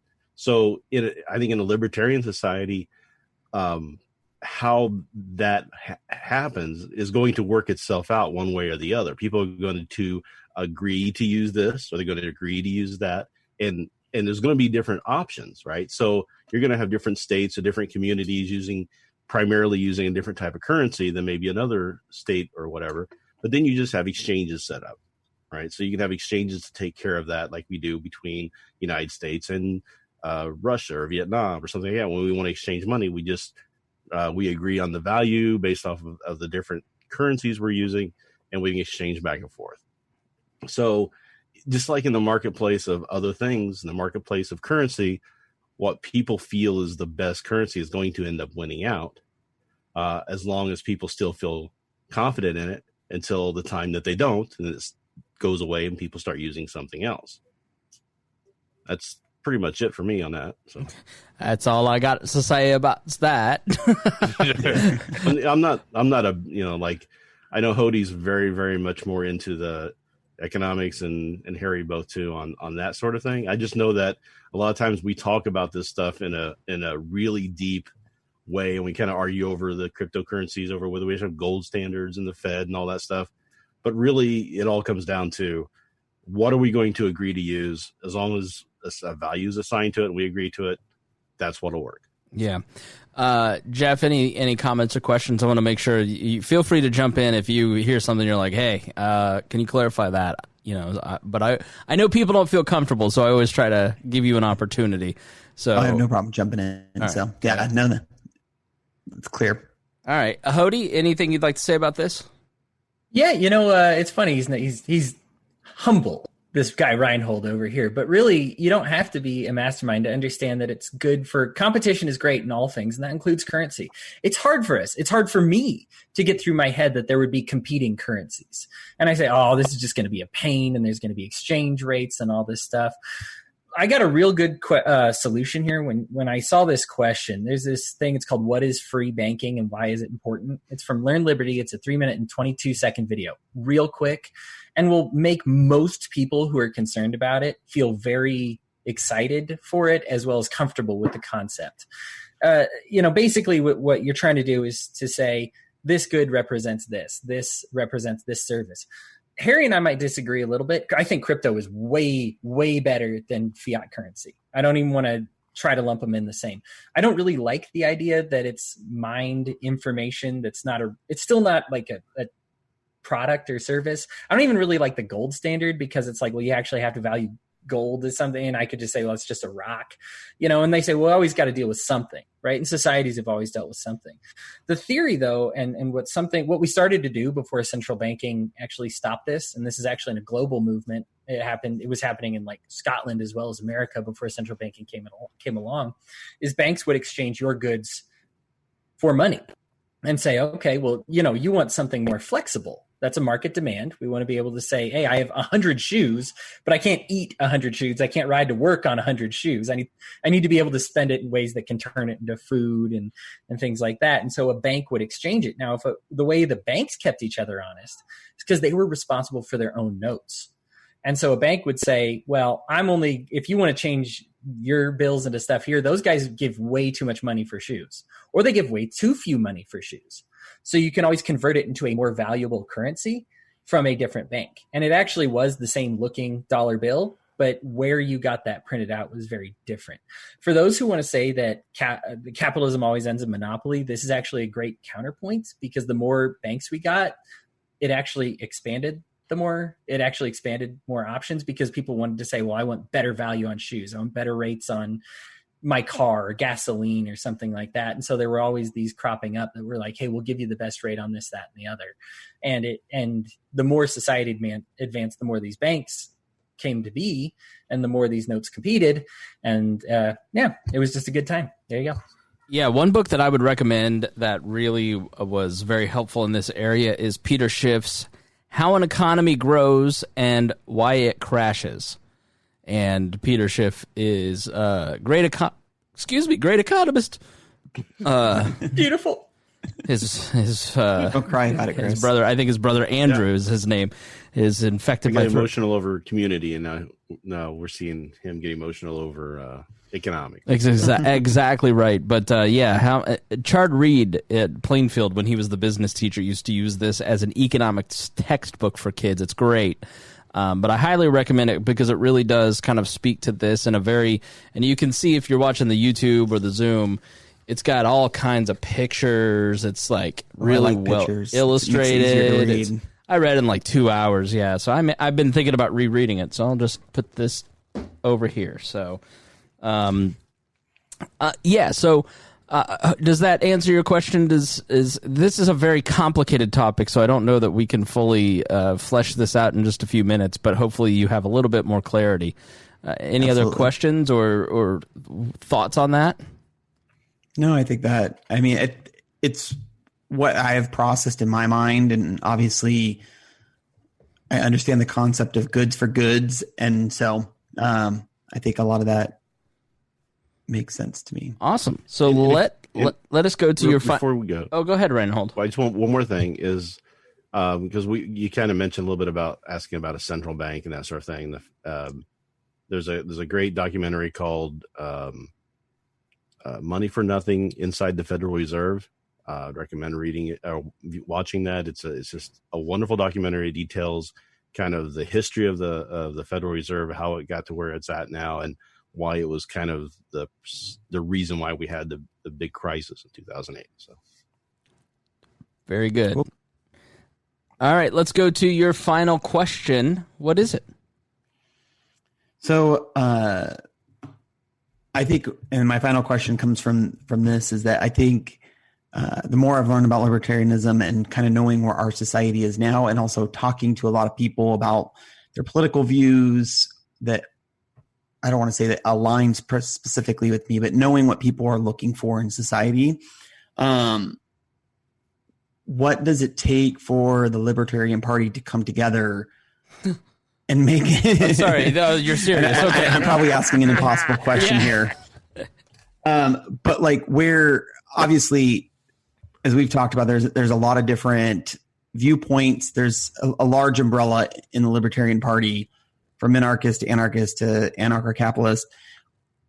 How do we at least move the dial in the right direction and come together as a party to take this opportunity right now where we're in a society that, like, I think a lot of people, and I will say that what really brought me into libertarianism is that I was a belief for open borders. I believe that our country is here for immigrants. And then on the flip side of that, I believe that capitalism should exist and it's what's best for our society, and nonprofits need to step in and take care of people, and a society in that way without a government mandating or controlling those type of things is better for everyone. And I think 90% of our population in the United States right now would probably agree with that, at least from my viewpoint. Now, I have a California viewpoint, so maybe it's people around me.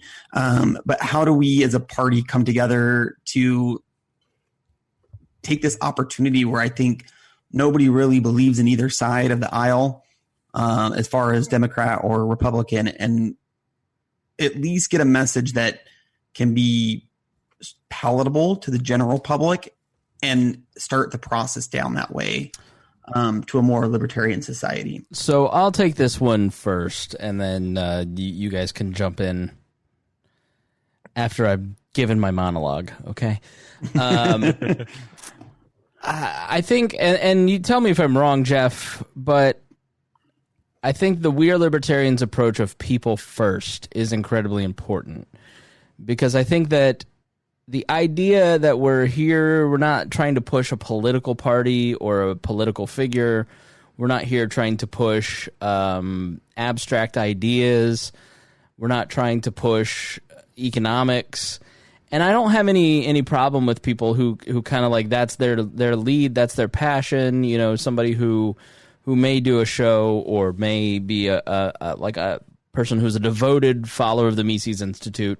What tickles their fancy is economics, and that's never really been something that I know a ton about. And I'm reading Thomas Sowell's Basic Economics right now, and Milton Friedman's Capital and Freedom, and I'm like rereading the same things. I just don't have that brain, right? But I have a people-oriented brain, which is, I think, it's one reason like why Rhinehold and I get along is we understand politics and we understand people and we enjoy talking about that and we enjoy the games of it and we enjoy the, that aspect. I was thinking of that today about Rhinehold. I was like, what he really gets and what I think most of the hosts gets, like Hodey and Harry and everybody that contributes is like, and Ryan, like if you go back and listen to my Path episode with Ryan, it's like, I don't agree with him on several different things, but he's people first.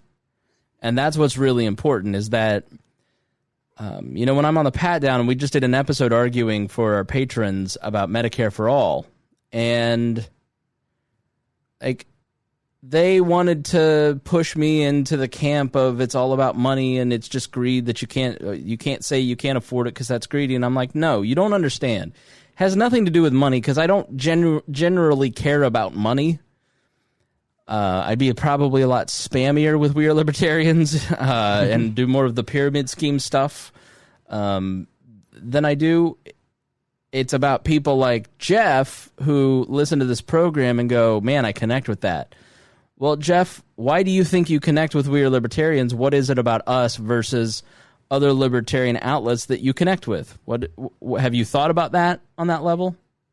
Yeah, and I think you hit the nail on the head that it's about the people. And I'm kind of asking this question, like I have my answer, obviously, for how this moves forward. And so I'm kind of just putting that out there as like, where, like, to get other viewpoints, then ultimately where can we take that? Because I think I look at it as, especially where we're at now, and I think, Chris, you take it the same way, of evangelizing.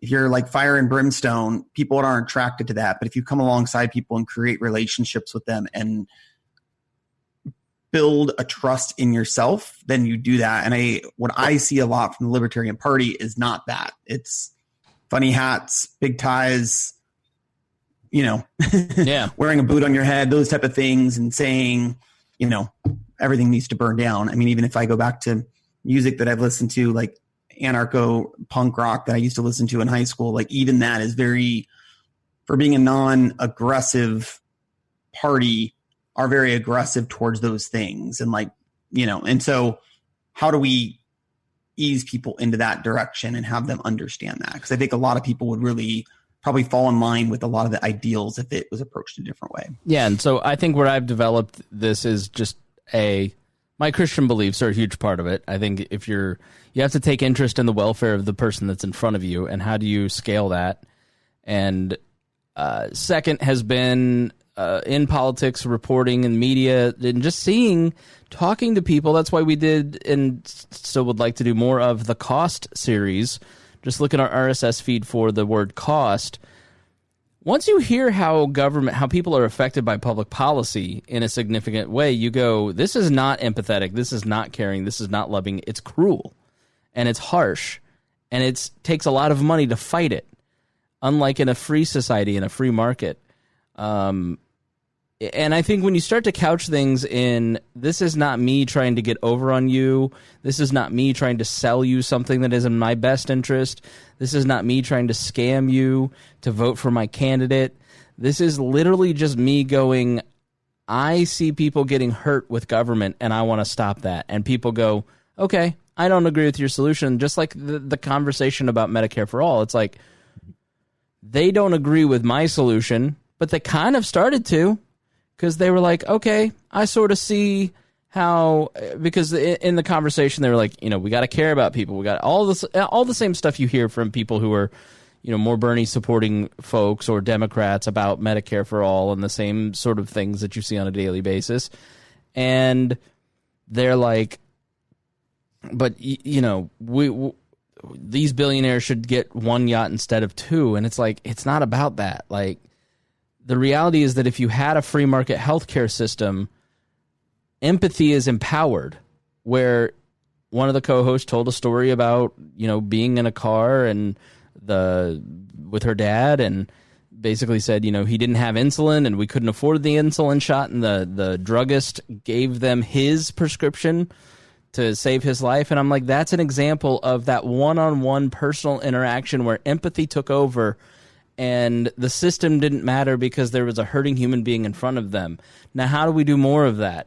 Because a government agency that's only open 9 to 5 isn't in the drugstore, and you're not able to get a hold of them to figure this stuff out. And really, neither are you with giant multinational corporations. So let's tip that over to the other side. So how do we start to scale this down in a lot of ways and try to find ways? And I view that the same way with politics and media.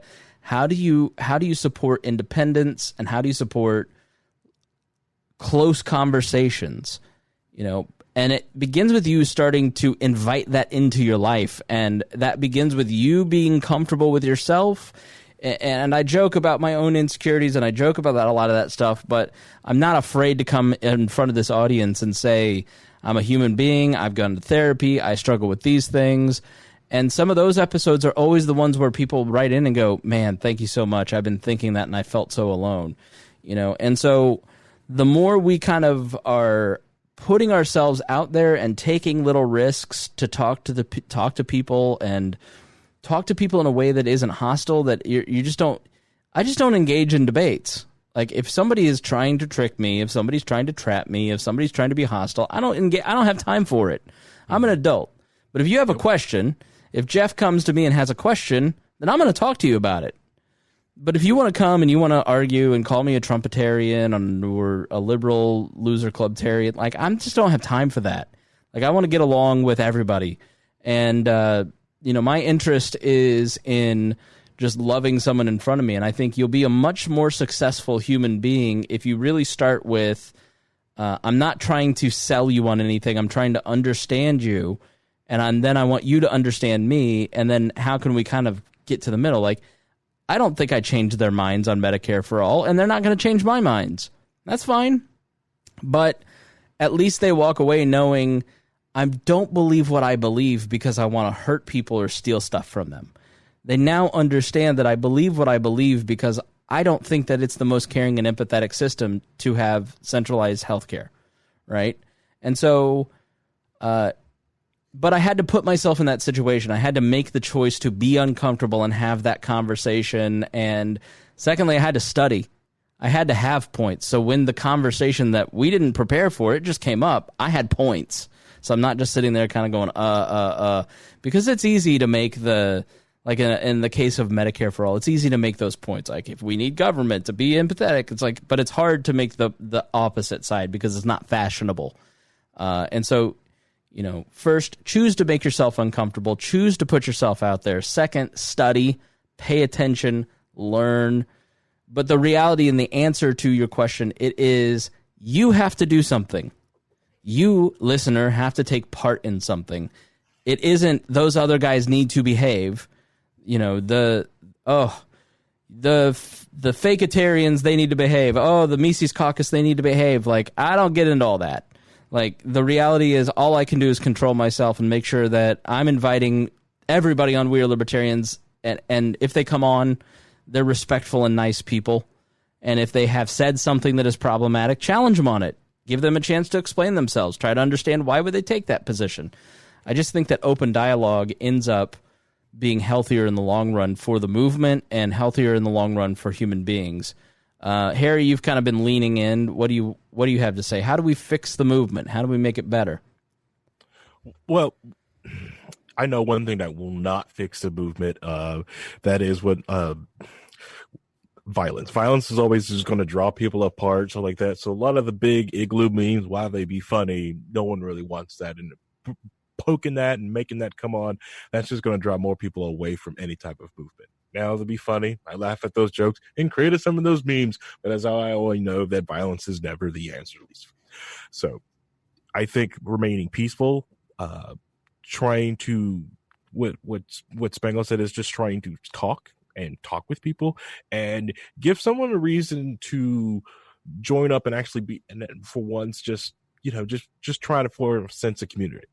We, on Friday nights for Liberty and Chill, where myself and a group of walnuts, we slowly but surely have been, talking to like just hardcore card-carrying socialists who come every Friday to our events, and we talk.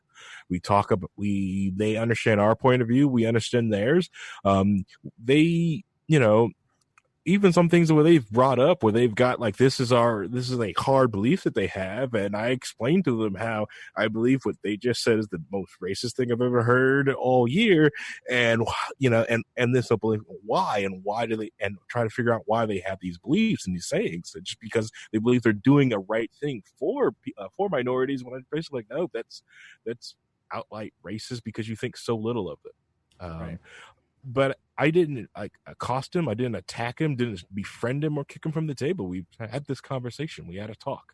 And I think that's what one thing with a lot of libertarians or people in the liberty space have is as much as we love to talk, we like to, for some reason, like to talk with only our own crowd. And when someone says something that's, you know, unbecoming of our special flavor of liberty, we don't want to talk to them. There's multiple paths to liberty, and it's a good thing. We are competing things of liberty. And it's a great thing. These are beautiful, awesome, amazing things. You know, it's amazing, you know, like, just like with Porkfest, when someone created Forkfest for the weekend prior because they felt something was different at Porkfest.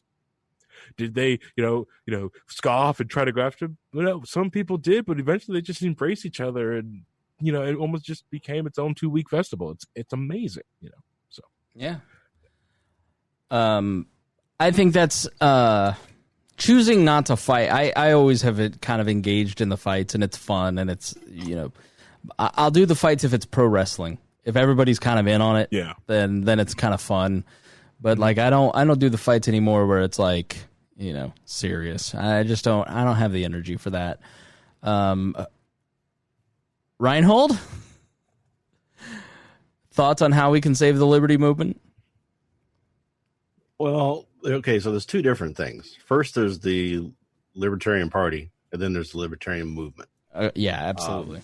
So there's really kind of two ways to think about this, right? But really what you want to do, if the main goal is to advance liberty, then that can only be done by going out and advancing liberty. And I'm not talking about going out and being like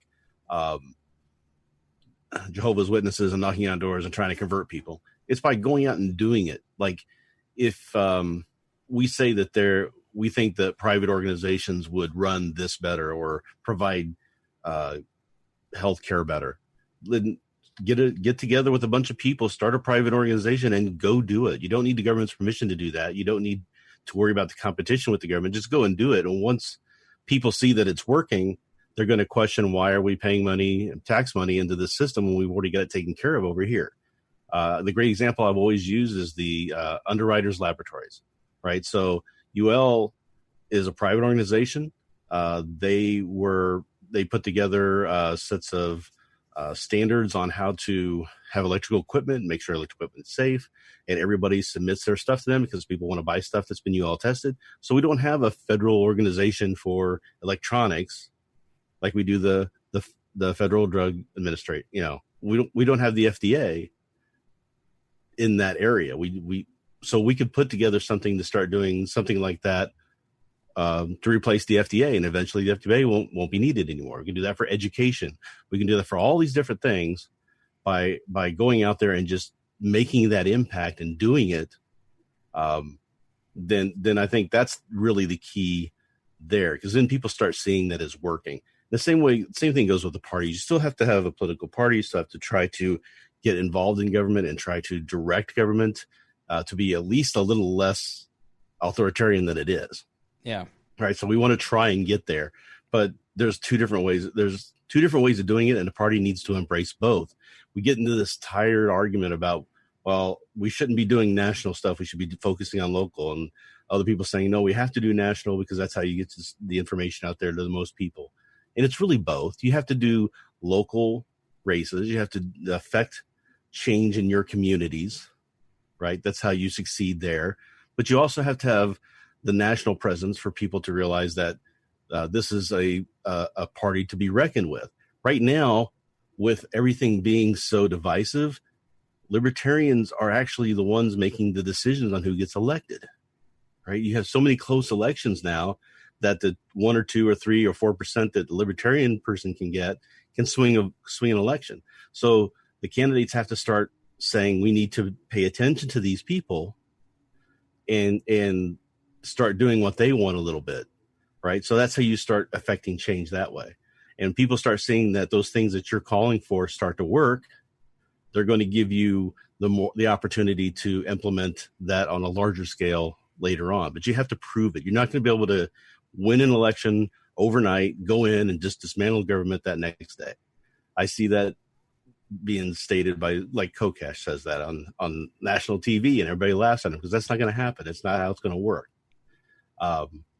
So the problem with the Libertarian Party right now is it's still a little bit too small.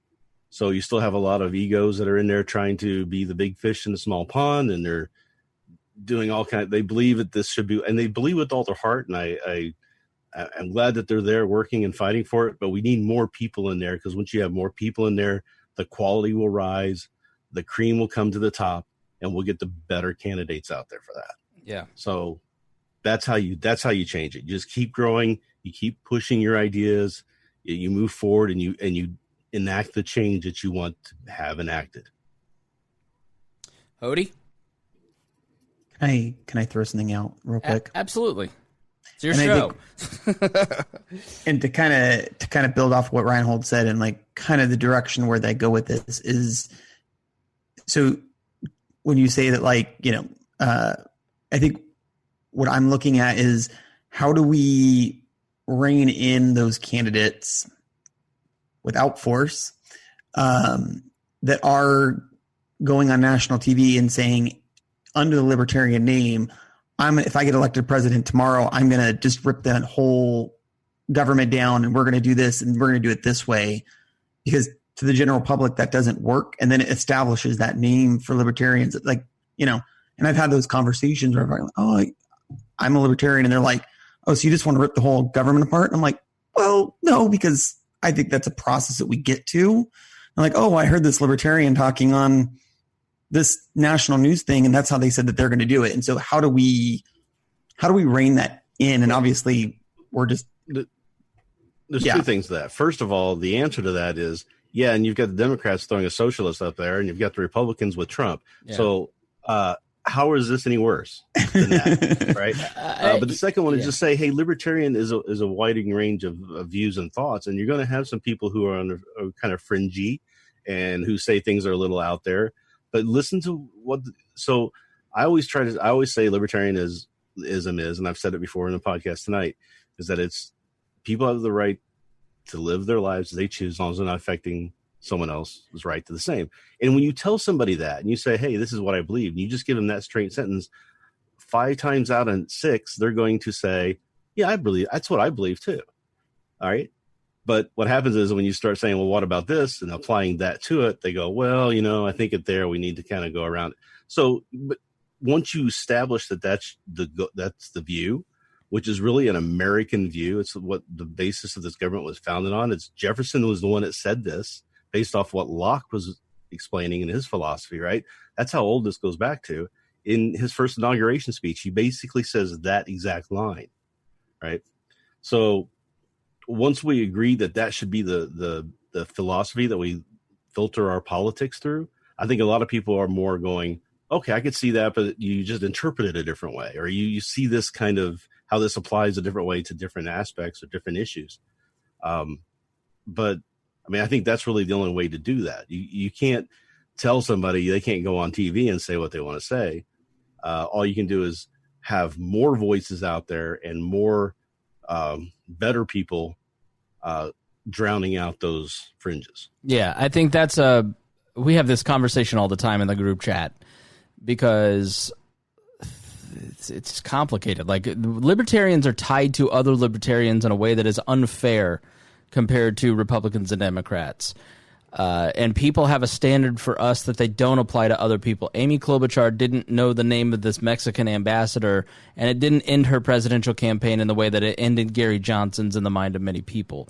You have the James Weeks dancing on stage naked incident brought up to you 150 times a week if you're talking about libertarianism on Facebook. I have just gotten to a point with some of that stuff where I just, not hostilely, but I push back and I just say, are you a mental midget? All right, maybe that's hostile.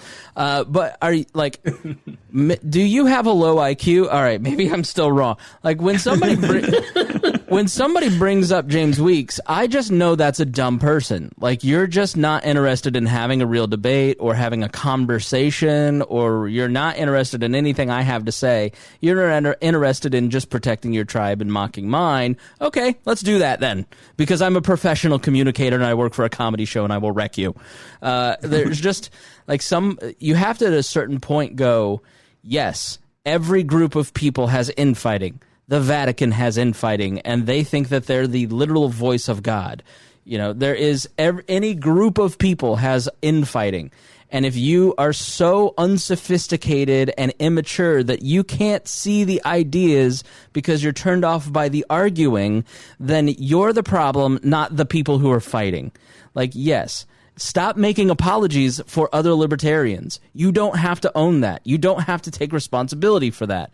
It's ridiculous if you do, because it's not about you. It's about other people. Like we take too many opportunities to apologize for other libertarians because we have this complex in the libertarian movement where we need people to like us. I don't know Lincoln Chafee from Adam. I have not studied him. I don't know if I'd vote for him or not. I mean, I'm just going to go out on a limb that Lincoln Chafee versus Bernie Sanders versus Donald Trump. I'm probably taking Lincoln Chafee, right? But what was I talking about? I forgot, total brain fart, because I messed up Donald Trump's name and then I started thinking about that, and now I have no idea what I was talking about. What was I talking about? Help me. Kibbe on Libby. That's what you were. Kibbe on Libby. Yes. You're talking about people, and it's all about the people, right? Right. Like making excuses to not be libertarians. Yeah. Why we're a joke. Don't apologize to those people for those people, because you don't have to. Right. You know, if you study Lincoln Chafee and you like Lincoln Chafee, and the fashionable thing in the libertarian movement is to not support Lincoln Chafee, then support Lincoln Chafee and grow a pair and create the lane for Lincoln Chafee supporters. The people, and that's what I've actively chosen to do with Gary Johnson. If you think Gary Johnson was a bad candidate in 2016, there are some arguments that he didn't run a good campaign or he wasn't prepared to be president. I've made those arguments. But if you think that his campaign was a failure, then I'd like you to fly to the state conventions of the libertarian parties that are going to have ballot access for the first time in their history because he got 3% instead of 1%. You're just a bona fide idiot if you don't think that that's a success. And at a certain point, you have to grow up if you're making those arguments. If you're making the James Weeks argument, oh, you're not serious because they dance naked on stage, grow up. Like, and don't be afraid to push back at people, because create the lane. And don't be afraid to be the person. If you have trouble creating that lane, go read Braving the Wilderness by Brene Brown, and it will help you. It's all about standing up for what you believe in. If you think Jacob Hornberger or Vermin Supreme or Lincoln Chafee is the best person, say it. People, like, that's one thing that Miss Pat has taught me on the Pat Down, is that people want you to tell them what you think instead of trying to be liked. And this party is so desperate. That was my point about Lincoln Chafee. They'll pick Bob Barr or Gary Johnson or Lincoln Chafee or some other party's retreads, not because he's the best candidate or because he's the most ideological, because he'll get the best media coverage. And the political establishment might take us a little more seriously and might like us a little more. And that's where the criticisms of Gary Johnson are right. Why choose another old white dude who's milquetoast, who's going to get us like, ugh. I get it. I totally get that argument. Because the Libertarian Party is a lot like the Republican Party, and they're desperate to be liked. We got Chuck Norris. Who? Charlie Daniels likes us. We should make him like, ooh, Vince Vaughn is saying nice things. Oh, shut up. Grow up. Like, Republicans and Democrats have this like inferiority complex where they do stupid stuff because they think that they're going to be liked by the media and liberals and Hollywood, and it's not going to happen. The universities are never going to fully support libertarian ideas. Sorry, they'll like you better than Republicans and Trump. But if you're a libertarian president, you think they're not going to treat you exactly like they've treated Donald Trump, and you'll always be the goat. You'll always be the idiot. You'll always be the one that's criticized. That's the reality of it. And so you have to be tough. You have to have a backbone. And libertarians don't actually have a backbone a lot of times. So I think there needs to be some maturity in the movement. There's a big problem in the movement where we chase competent people out and people who have any kind of knowledge and experience. Like, we get a lot of people come in and go, I'm going to raise money and I'm going to promote the party and I'm not leaving and I promise. And they never do, or they get driven out. And a lot of those people do bring some good institutional knowledge. And there are some people in the party who chase out the institutional knowledge because they want to keep it a club and not a political party. And that's a very toxic trait. And you have to choose not to participate in it. So I think there's a fine line that we're constantly talking about, Rhinehold and I specifically, where, like, if you see white ethno-nationalism or a catering towards racists in the movement, like, do you not shine a light on that, or do you shine a light on it and say, we don't stand for this? I tend to take the tack that if you starve the attention, it's not going to gain attention. But once you start to push on that and start talking about it all the time, the people who are going to exploit the lowest common denominator are going to use you to grow their movement. So I'd rather just not talk about it. And is that cowardly? No, I think cowardly is sucking up to it. I don't think Rhinehold agrees with me. I think Rhinehold looks at it and goes, no, we should absolutely take the opposite stand. We shouldn't be recruiting the alt-right. And, I find Rhinehold's opinion more divisive than mine.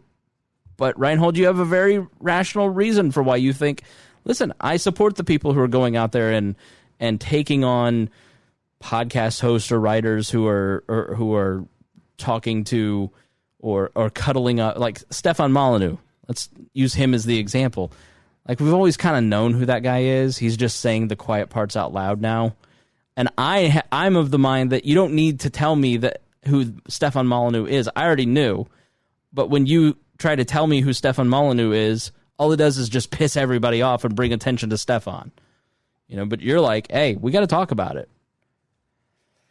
Well, and my view on that too is, if people are coming in and saying, hey, we should be emulating Stefan and getting more of his people in here, that's when you push back on it, right? Just because Stefan's out there and it exists, don't care. That's his whole thing.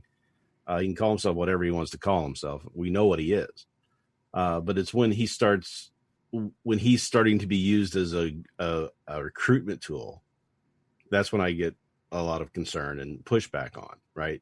I want that out of the party. We've been fighting that since the New Fusionism back in the late 90s. Or early 90s, actually. What is New Fusionism? So New Fusionism, there was a Fusionism and Rothbard that was originally around where Republicans were trying to get people into their party, and it kind of failed. But Rothbard decided to try this thing called New Fusionism, where he would try to appeal to the old right, as it's called, right? So the old right was getting disenfranchised because the neocons were coming in, and they were trying to make the compassionate conservative, be a thing. And the old right really kind of translate more into what the alt-right is now. So they would use dog whistles and language that would appeal to them without being overtly in the face saying, hey, we want you guys to come over. When you say old right, is that like John Birch Society or Pat Buchanan, or like who? Pat Buchanan was actually the person that they tried to run. That Rothbard and Ron Paul and Lou Rockwell pushed and backed Buchanan for the election in '92.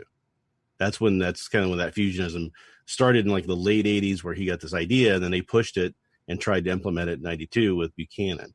Right. So it was kind of a calling out to the alt-right, nationalism, that sort of thing. It was trying to call those people over and saying, hey, you have a home here. And that's caused so many problems in the last 30 years because of it. It's not something I don't know if we're ever going to get rid of. And it's a taint on what we believe and what we're trying to push.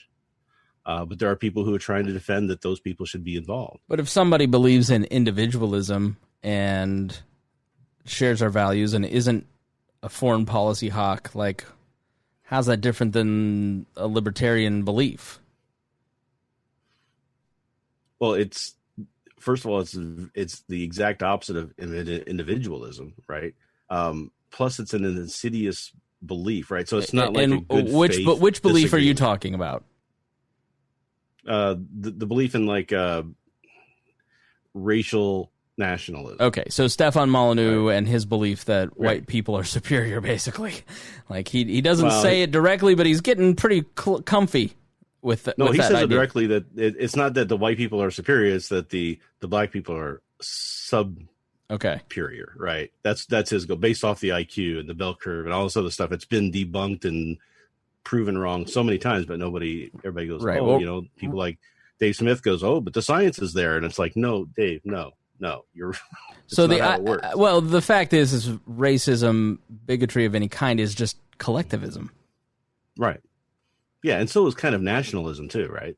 Of course, nationalism is a collectivist type of view. Just it's authoritarian, it's collectivism. It's the same as it's on par with communism and socialism, where it's collectivist and authoritarian. You have the same on the nationalism side, right? So I don't know why we would, people say you either have to be one or the other. I'm like, no, there's a third way, guys. It's individualism. It's what we are fighting for. It's what the party exists for.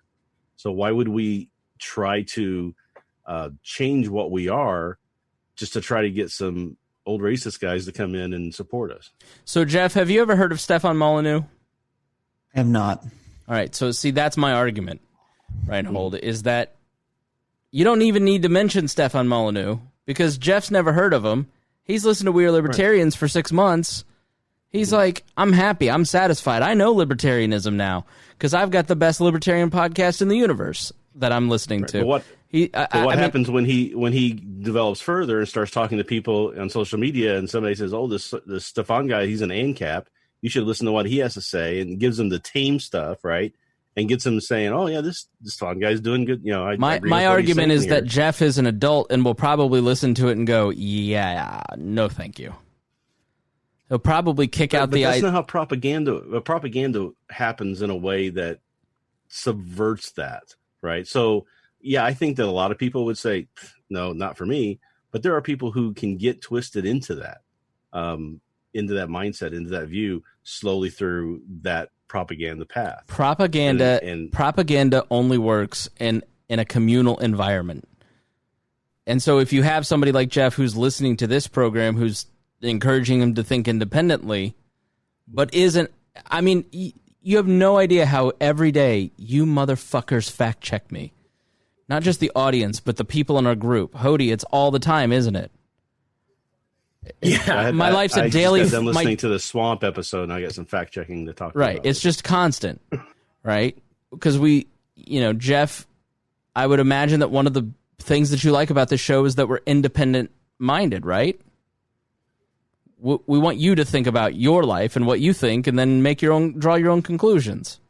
Absolutely. Yeah, and so all right, settle this argument, Jeff. All I'm doing is providing information, though. That's what I'm saying. Is I'm not telling anybody they can't like Stefan. Yeah, but all I'm saying is that this is what he's about. The unintended consequence, what you might be getting. The unintended consequence is that you become the loser brigade that monetize the haters, and then you're growing the resources and the tribalism that exists in Stefan's Twitter feed.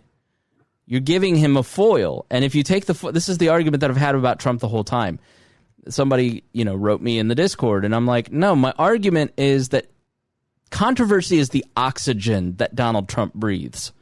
And so if you take away his oxygen by not making him controversial, he goes away a lot faster and loses his power. But if he can monetize you and turn you into a foil, he's going to be a lot more successful. So, Jeff, go ahead. Or you normalize that behavior.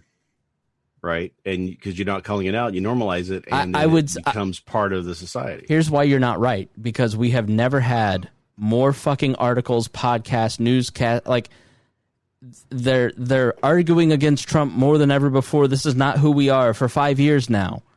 It's more normalized than ever before.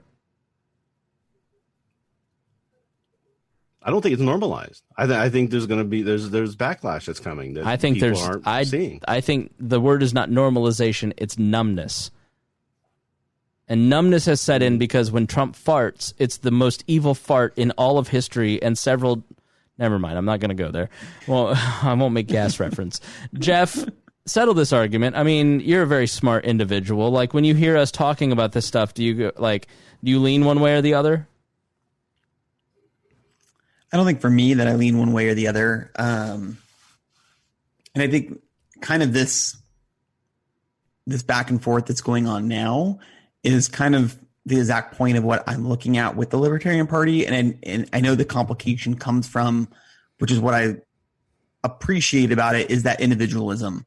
And so how do we bring those individual ideas together to hit somebody that's not as smart or not as, versed, but believes in the general pillars of the libertarian ideas? Like, how do we bring them in without outcasting them or without them seeing that obviously debate, because there is that individualism? That makes sense. Sure. How do we not? How do we not stigmatize the 10 people that actually look our way? Yep. Anybody? I mean, and maybe it's not an answer to. Maybe it's not a question to be answered now. But I think for me, I'm looking at it to what can I do in my society, and obviously in smaller circles, it's much easier.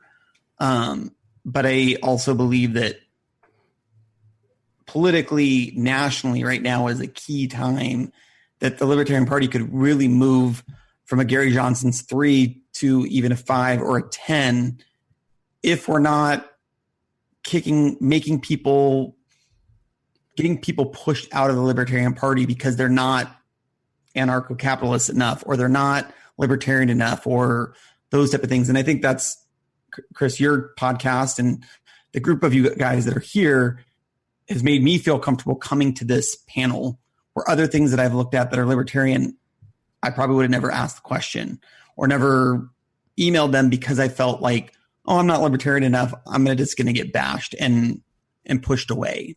And so I think there has to be that understanding, is even if there is the idea of individualism, that needs to extend to people that maybe aren't perfect libertarians or right in your viewpoint, and accepting them into some degree so that that party can grow. And as Rhinehold said, can elevate and make smarter voices out there that are overpowering some of the negative voices that are nationally broadcasting as libertarians. I think a big part of it is just emotional brokenness and the dysfunction of libertarians and the way that they operate. I mean, and that's why we talk a lot about, like, hey, go to therapy. Like, here's what an emotionally healthy person looks like. Because the reality, what I really think it is that there are a lot of libertarians, and I was one of these people. When I worked for the Libertarian Party, if you criticized libertarianism or the party, I took it very personally and would react very strongly to Republican and Democratic friends on Facebook, for instance, because it was the majority of my identity, the whole of my identity in some cases, especially as, like, my marriage started to break down. Like, that was the good thing going on in my life, so I grabbed onto it really hard, and not that that's a bad thing. Like, I was at PorkFest, and one guy said, if it weren't for the Free State Project, I'd probably be dead from suicide. Like, this has given me a community and a place of meaning, and, like, that's really good. And when you're in a really low state and you're depressed, like, you need to grab onto one thing and then grab onto a second and climb your way out of that. But I think when you function as a person who you just can't have one singular identity. You can't. If you find yourself reacting strongly to people criticizing your political opinions, it's a bit of an idol. It's a bit of something that you need to probably loosen your grip on and find some other avenues to kind of identify yourself. Like, I'm a libertarian, but I'm a podcaster.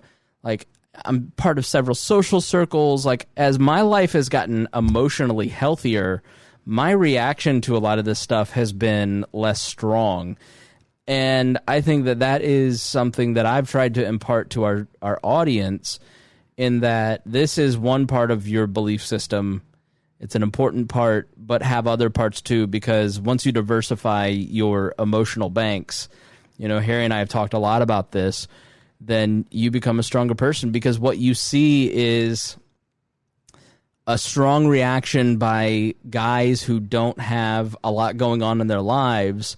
And so because your ignorance shown in an innocent question combined with the knee-jerk brain functioning of social media, it creates a very unwelcome environment. And so one thing that I've intentionally tried to do with We Are Libertarians is Tricia Stewart loves our audience now, because she now sees what I've been saying to her for a long time. Like, there are aspects of the ANCAP movement that are really toxic. And she's like, I've never had more polite, nice emails from people than the We Are Libertarians audience. And it makes me really believe that liberty could thrive because they're nice people like your audience. And I love that. I want our group to be a group that welcomes women, encourages female participation. And a big part of what I think libertarians have to think about is media representation. And so by having more women on, or having people of minority status, or having even a socialist come on and talk about it, it doesn't mean that you're ceding ground, or that if I have Levy on, Hodey's losing a slot. There's plenty of episodes for Hodey and Levy, right? But there's 30-40% of our audience is female, and they deserve to hear their voice represented. Harry has been an incredibly important part, because, Harry, you play a key role for media representation, and I don't want to talk about the elephant in the room, but it's the fact that you're a giant fucking nerd, and I have no idea what you're ever talking about. Yeah. And then the worst part about it, I get that at work. I work in IT, and even then they're like, all right, Harry, bring it down. We get it. You love waifus.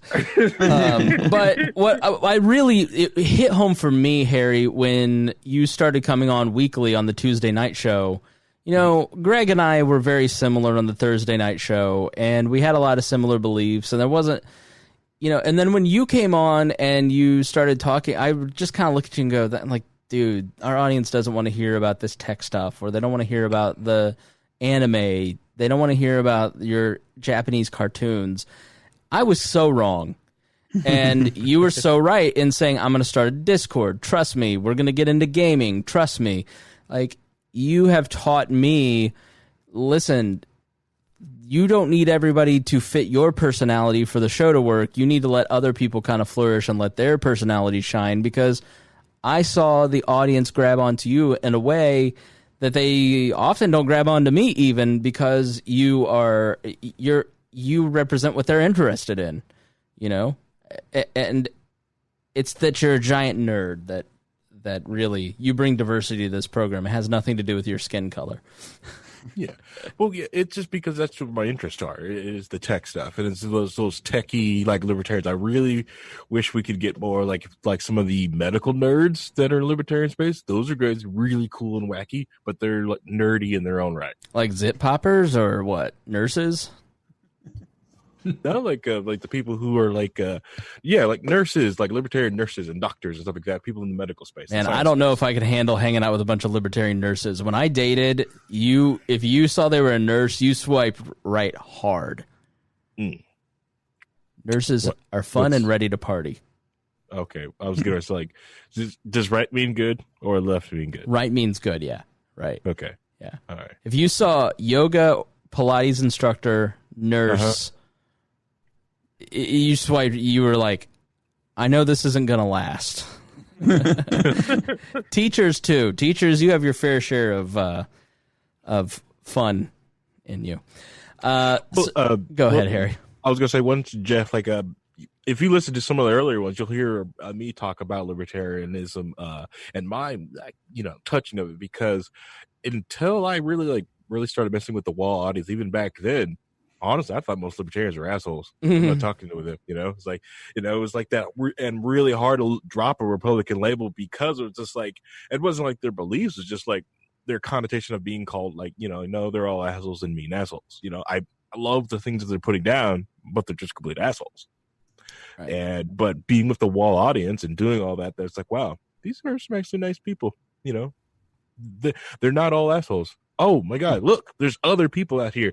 But just like the news report of every time the news is out there for any shooting, natural disaster, tornado, or brush fire, they're going to find the best person of your community to put in front of a microphone and let them talk. Mm-hmm. Then he's like, oh, this fine young citizen right here in the suit. Let's let them talk. So ours would basically be James Neese. Yeah. Yes. So what I'm hearing is that in order for us to really advance liberty in the way it needs to be done with good people doing good things, is that this podcast needs to become the #1 libertarian podcast in the country. That's exactly right. You need to share. You guys out there to help us do that. That's exactly right. Already done. Exactly. Hodey's right. Well, I think to answer your question, Jeff, we've talked around this a lot, so we'll start wrapping up here. But I think the answer is each person listening has to be intentional about creating a community in the way that they'd like to see the libertarian movement created. And you have no idea. When I started this, March 8th is our anniversary, 8 years ago, 2012. I had no idea that I would have 50, 60, 100 people come through We Are Libertarians over that time. And just friends, and people like Hodey that were just out there listening and, hitting me up and talking. And I'm like, you talk well. Why don't you come on and do an episode? And empowering him and giving him a platform. But, it's your responsibility to create the libertarian movement that you'd like to see. It's just people don't want to hear that because it's easier to go, I wish that guy would stop. But you got to really intentionally, and it's sometimes a lot of work, but we're trying to make it easy for you, which is why we have wearelibertarians.com/liberty-and-chill or /liberty-chill. We're trying to give you resources and say, hey, here's the way. Try this. Do this. You're lonely. You need friends. Try these methods. Do this. Because that's what it's going to take. Like, Harry, your Liberty and Chill group is a friend group, and you guys have socialists popping up, and you're arguing with them, and it turns into something really cool. All right. We play games. We may sit at a brewery and drink beer, not cocktails. But we actually are considering even branching out and going somewhere else out of the brewery like this, back again to try and do karaoke one time. Yeah. Korean barbecue and karaoke. But the more thing is just the camaraderie of friends. You get a lot of people in libertarian space who don't get to meet just other people in meet space, IRL. Just go out, leave your computer screen, meet some people. Yes, your friends are friends online. That's great. It's awesome. Have those friends. I want you to have those friends. So, but Jeff, there's something to be. Jeff, do you want to join our meet space? Yeah. Sure. I'm down. All right. See? Yeah. Come out in the meet space. See everybody, This podcast has gone on so long that Jeff grew a mustache. I want you all to see that. It was there at the start. Oh, look at that. So Jeff, you could do that. You could get together and kind of put Liberty and Chill together there in Fresno. Mm-hmm. I've been to Fresno once before. I was there for a week one afternoon, and it was a really nice place. So it is nice. Hot summers, cold nights. Just like my college days. All right, Jeff. We're not going to go around and do a closing. Hodey, you've been exceptionally quiet, but I am going to give you the last word to Jeff afterwards. But Jeff, what do you think? Are you more libertarian now? Give us a summation of kind of we've given you a lot to process, but what are your general impressions of what you've heard tonight? I think a lot of what you guys said was what I had formulated in my mind based off of what I knew and what I've learned. And so I think it was affirmation to a lot of those ideas. And so, yeah, I think I wouldn't say that I'm more libertarian 2 hours later than I was 2 hours ago, but definitely see that my formulation of those ideas and processes are going in the right direction. Cool. Hodey, would you like to give him some encouragement? You're a very encouraging person. Yeah. So I think this fifth question, it almost could have been the first question, because like, how do I actually even get started on all of this stuff? How do we even make that happen? Culture. And Harry and Chris talked about it kind of at the beginning. And this is just about love and unity. You look at the success of movements where they were a minority. Okay, because government, I mean, you can have a success in government, like ending segregation, but that only happens after the culture is overwhelmingly already done with segregation, right? They'll only ban slavery after we're like overwhelmingly done with slavery, or have a real big incentive to get rid of it, right? When government actually does something good, it's only after people have already realized pretty universally that this is a good thing to make happen. And so I can't preach enough that you just need to change the culture. I look at Martin Luther King Jr. for two big reasons. And let me give you one. Chris has talked about this on the podcast, and it's an example I used all the time. And this is that he made it so people that probably should be his enemies, he made alliances with them. Now, a lot of people in the libertarian movement will say, you're catering out. Now it's impure. You brought in all these evil people. And all that. What Martin Luther King Jr. did is he found the racists, because that was still the bulk of the country that thought black people were inferior to white people, and said, now, okay, maybe you don't want us dating your daughters. Maybe you don't want us riding with you on the bus. Okay. Are you okay with it, though, when your police sick the German shepherds on these kids?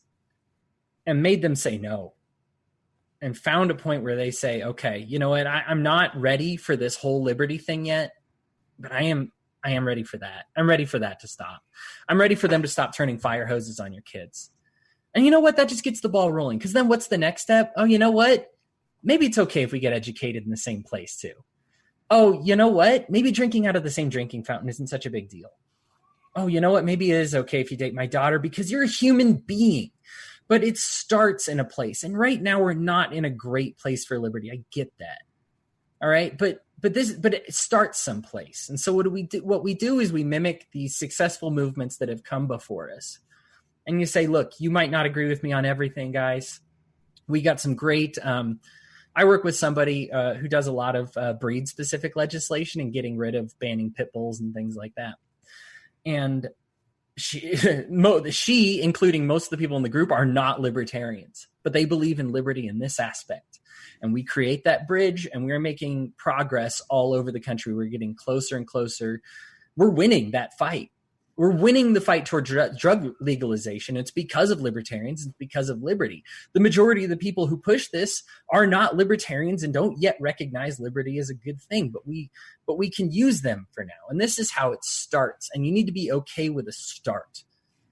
The second example is that from Martin Luther King Jr. is that you just you know when to pick your fights. And we kind of got talking about this about James Weeks dancing naked, and it's easy to take offense to that. And you know what? It was a dumb thing for him to do. And it's okay for you to say it's a dumb thing for it to do, but you shouldn't have to say it too many times. You know what's a more dumb thing to do? How about killing 480,000 people overseas in a war we don't need to be in? Mm-hmm. That seems a little stupider to me. That seems a little bit more dumb.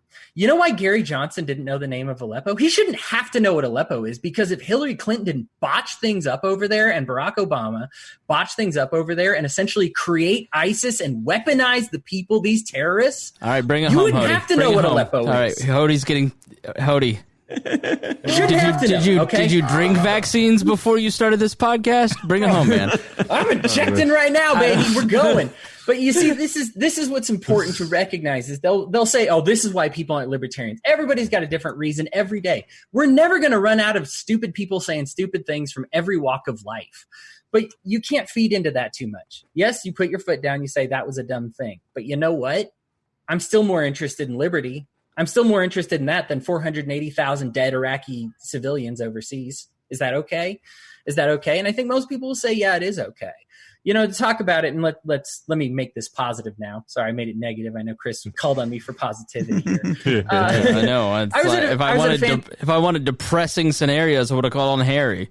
Right. But I'm at a family reunion a couple of years ago. It was about 40 of us there. And extended family reunion, and we're talking about liberty stuff. And me and my brother were having some disagreements, but my mom stops everybody and she's like, "Hey, real quick, now that we got everybody here, I know they're talking politics. Who here isn't a libertarian?" And there was 2 of us out of the 40. And it was because of the strides that I had made in talking with my family, and that got the ball rolling. Now, I didn't talk to every single one of these 40 family members about it, but it reached one member of their family who then talked about it with their family. This is how it happens, and it seems slow. God took the Jews and put them 40 years in a wilderness before they were ready for their own nation. Now, we don't have the benefit of any wilderness going on anytime soon. And so this is going to take more than 40 years, and be prepared for that game. This is going to take that kind of time. Podcast, we'll make it more than 40 years, Chris. You hang on, buddy. If you take your vaccinations, you'll be around too in 40 years. I'll make sure of it. This podcast has gone on so long, I've grown a mustache. I'll wrap it up. But here's the thing: is I think you just keep it positive. We focus on unity. You can unite with people that are not necessarily great people about a specific issue. Never dismiss someone's problems. When somebody says, "I'm having this problem," they might have a totally different solution than you. Most of them are government solutions. That's the way we've been raised, and that's okay. But recognize their problem. Be more passionate about their problem, about fixing their problem than they are, not less. Don't choose to dismiss.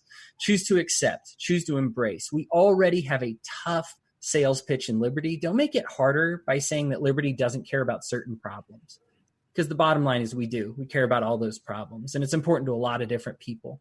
You might be only able to care about breed-specific legislation, or maybe you're only able to care about legalizing marijuana, or maybe, you're in food service. Maybe you only care about the mountain of legislation that makes it impossible to distribute food in a way that is expeditious and safe and important and inexpensive, right?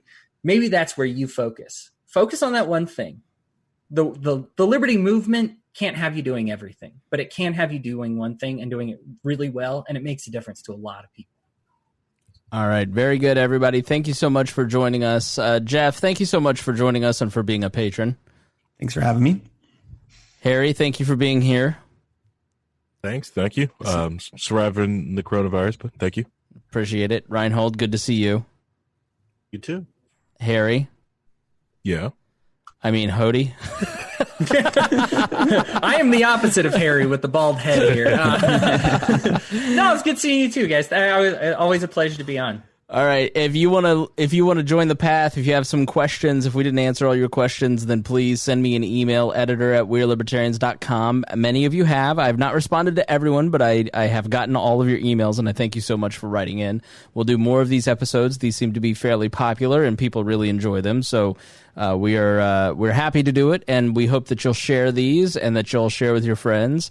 And we thank you for listening to We Are Libertarians. You guys are the best audience in the whole world. You make this worth doing and worth putting the time in. And we have so much fun talking to you. And we will see you next week. Thank you so much for joining us. We'll talk to you then.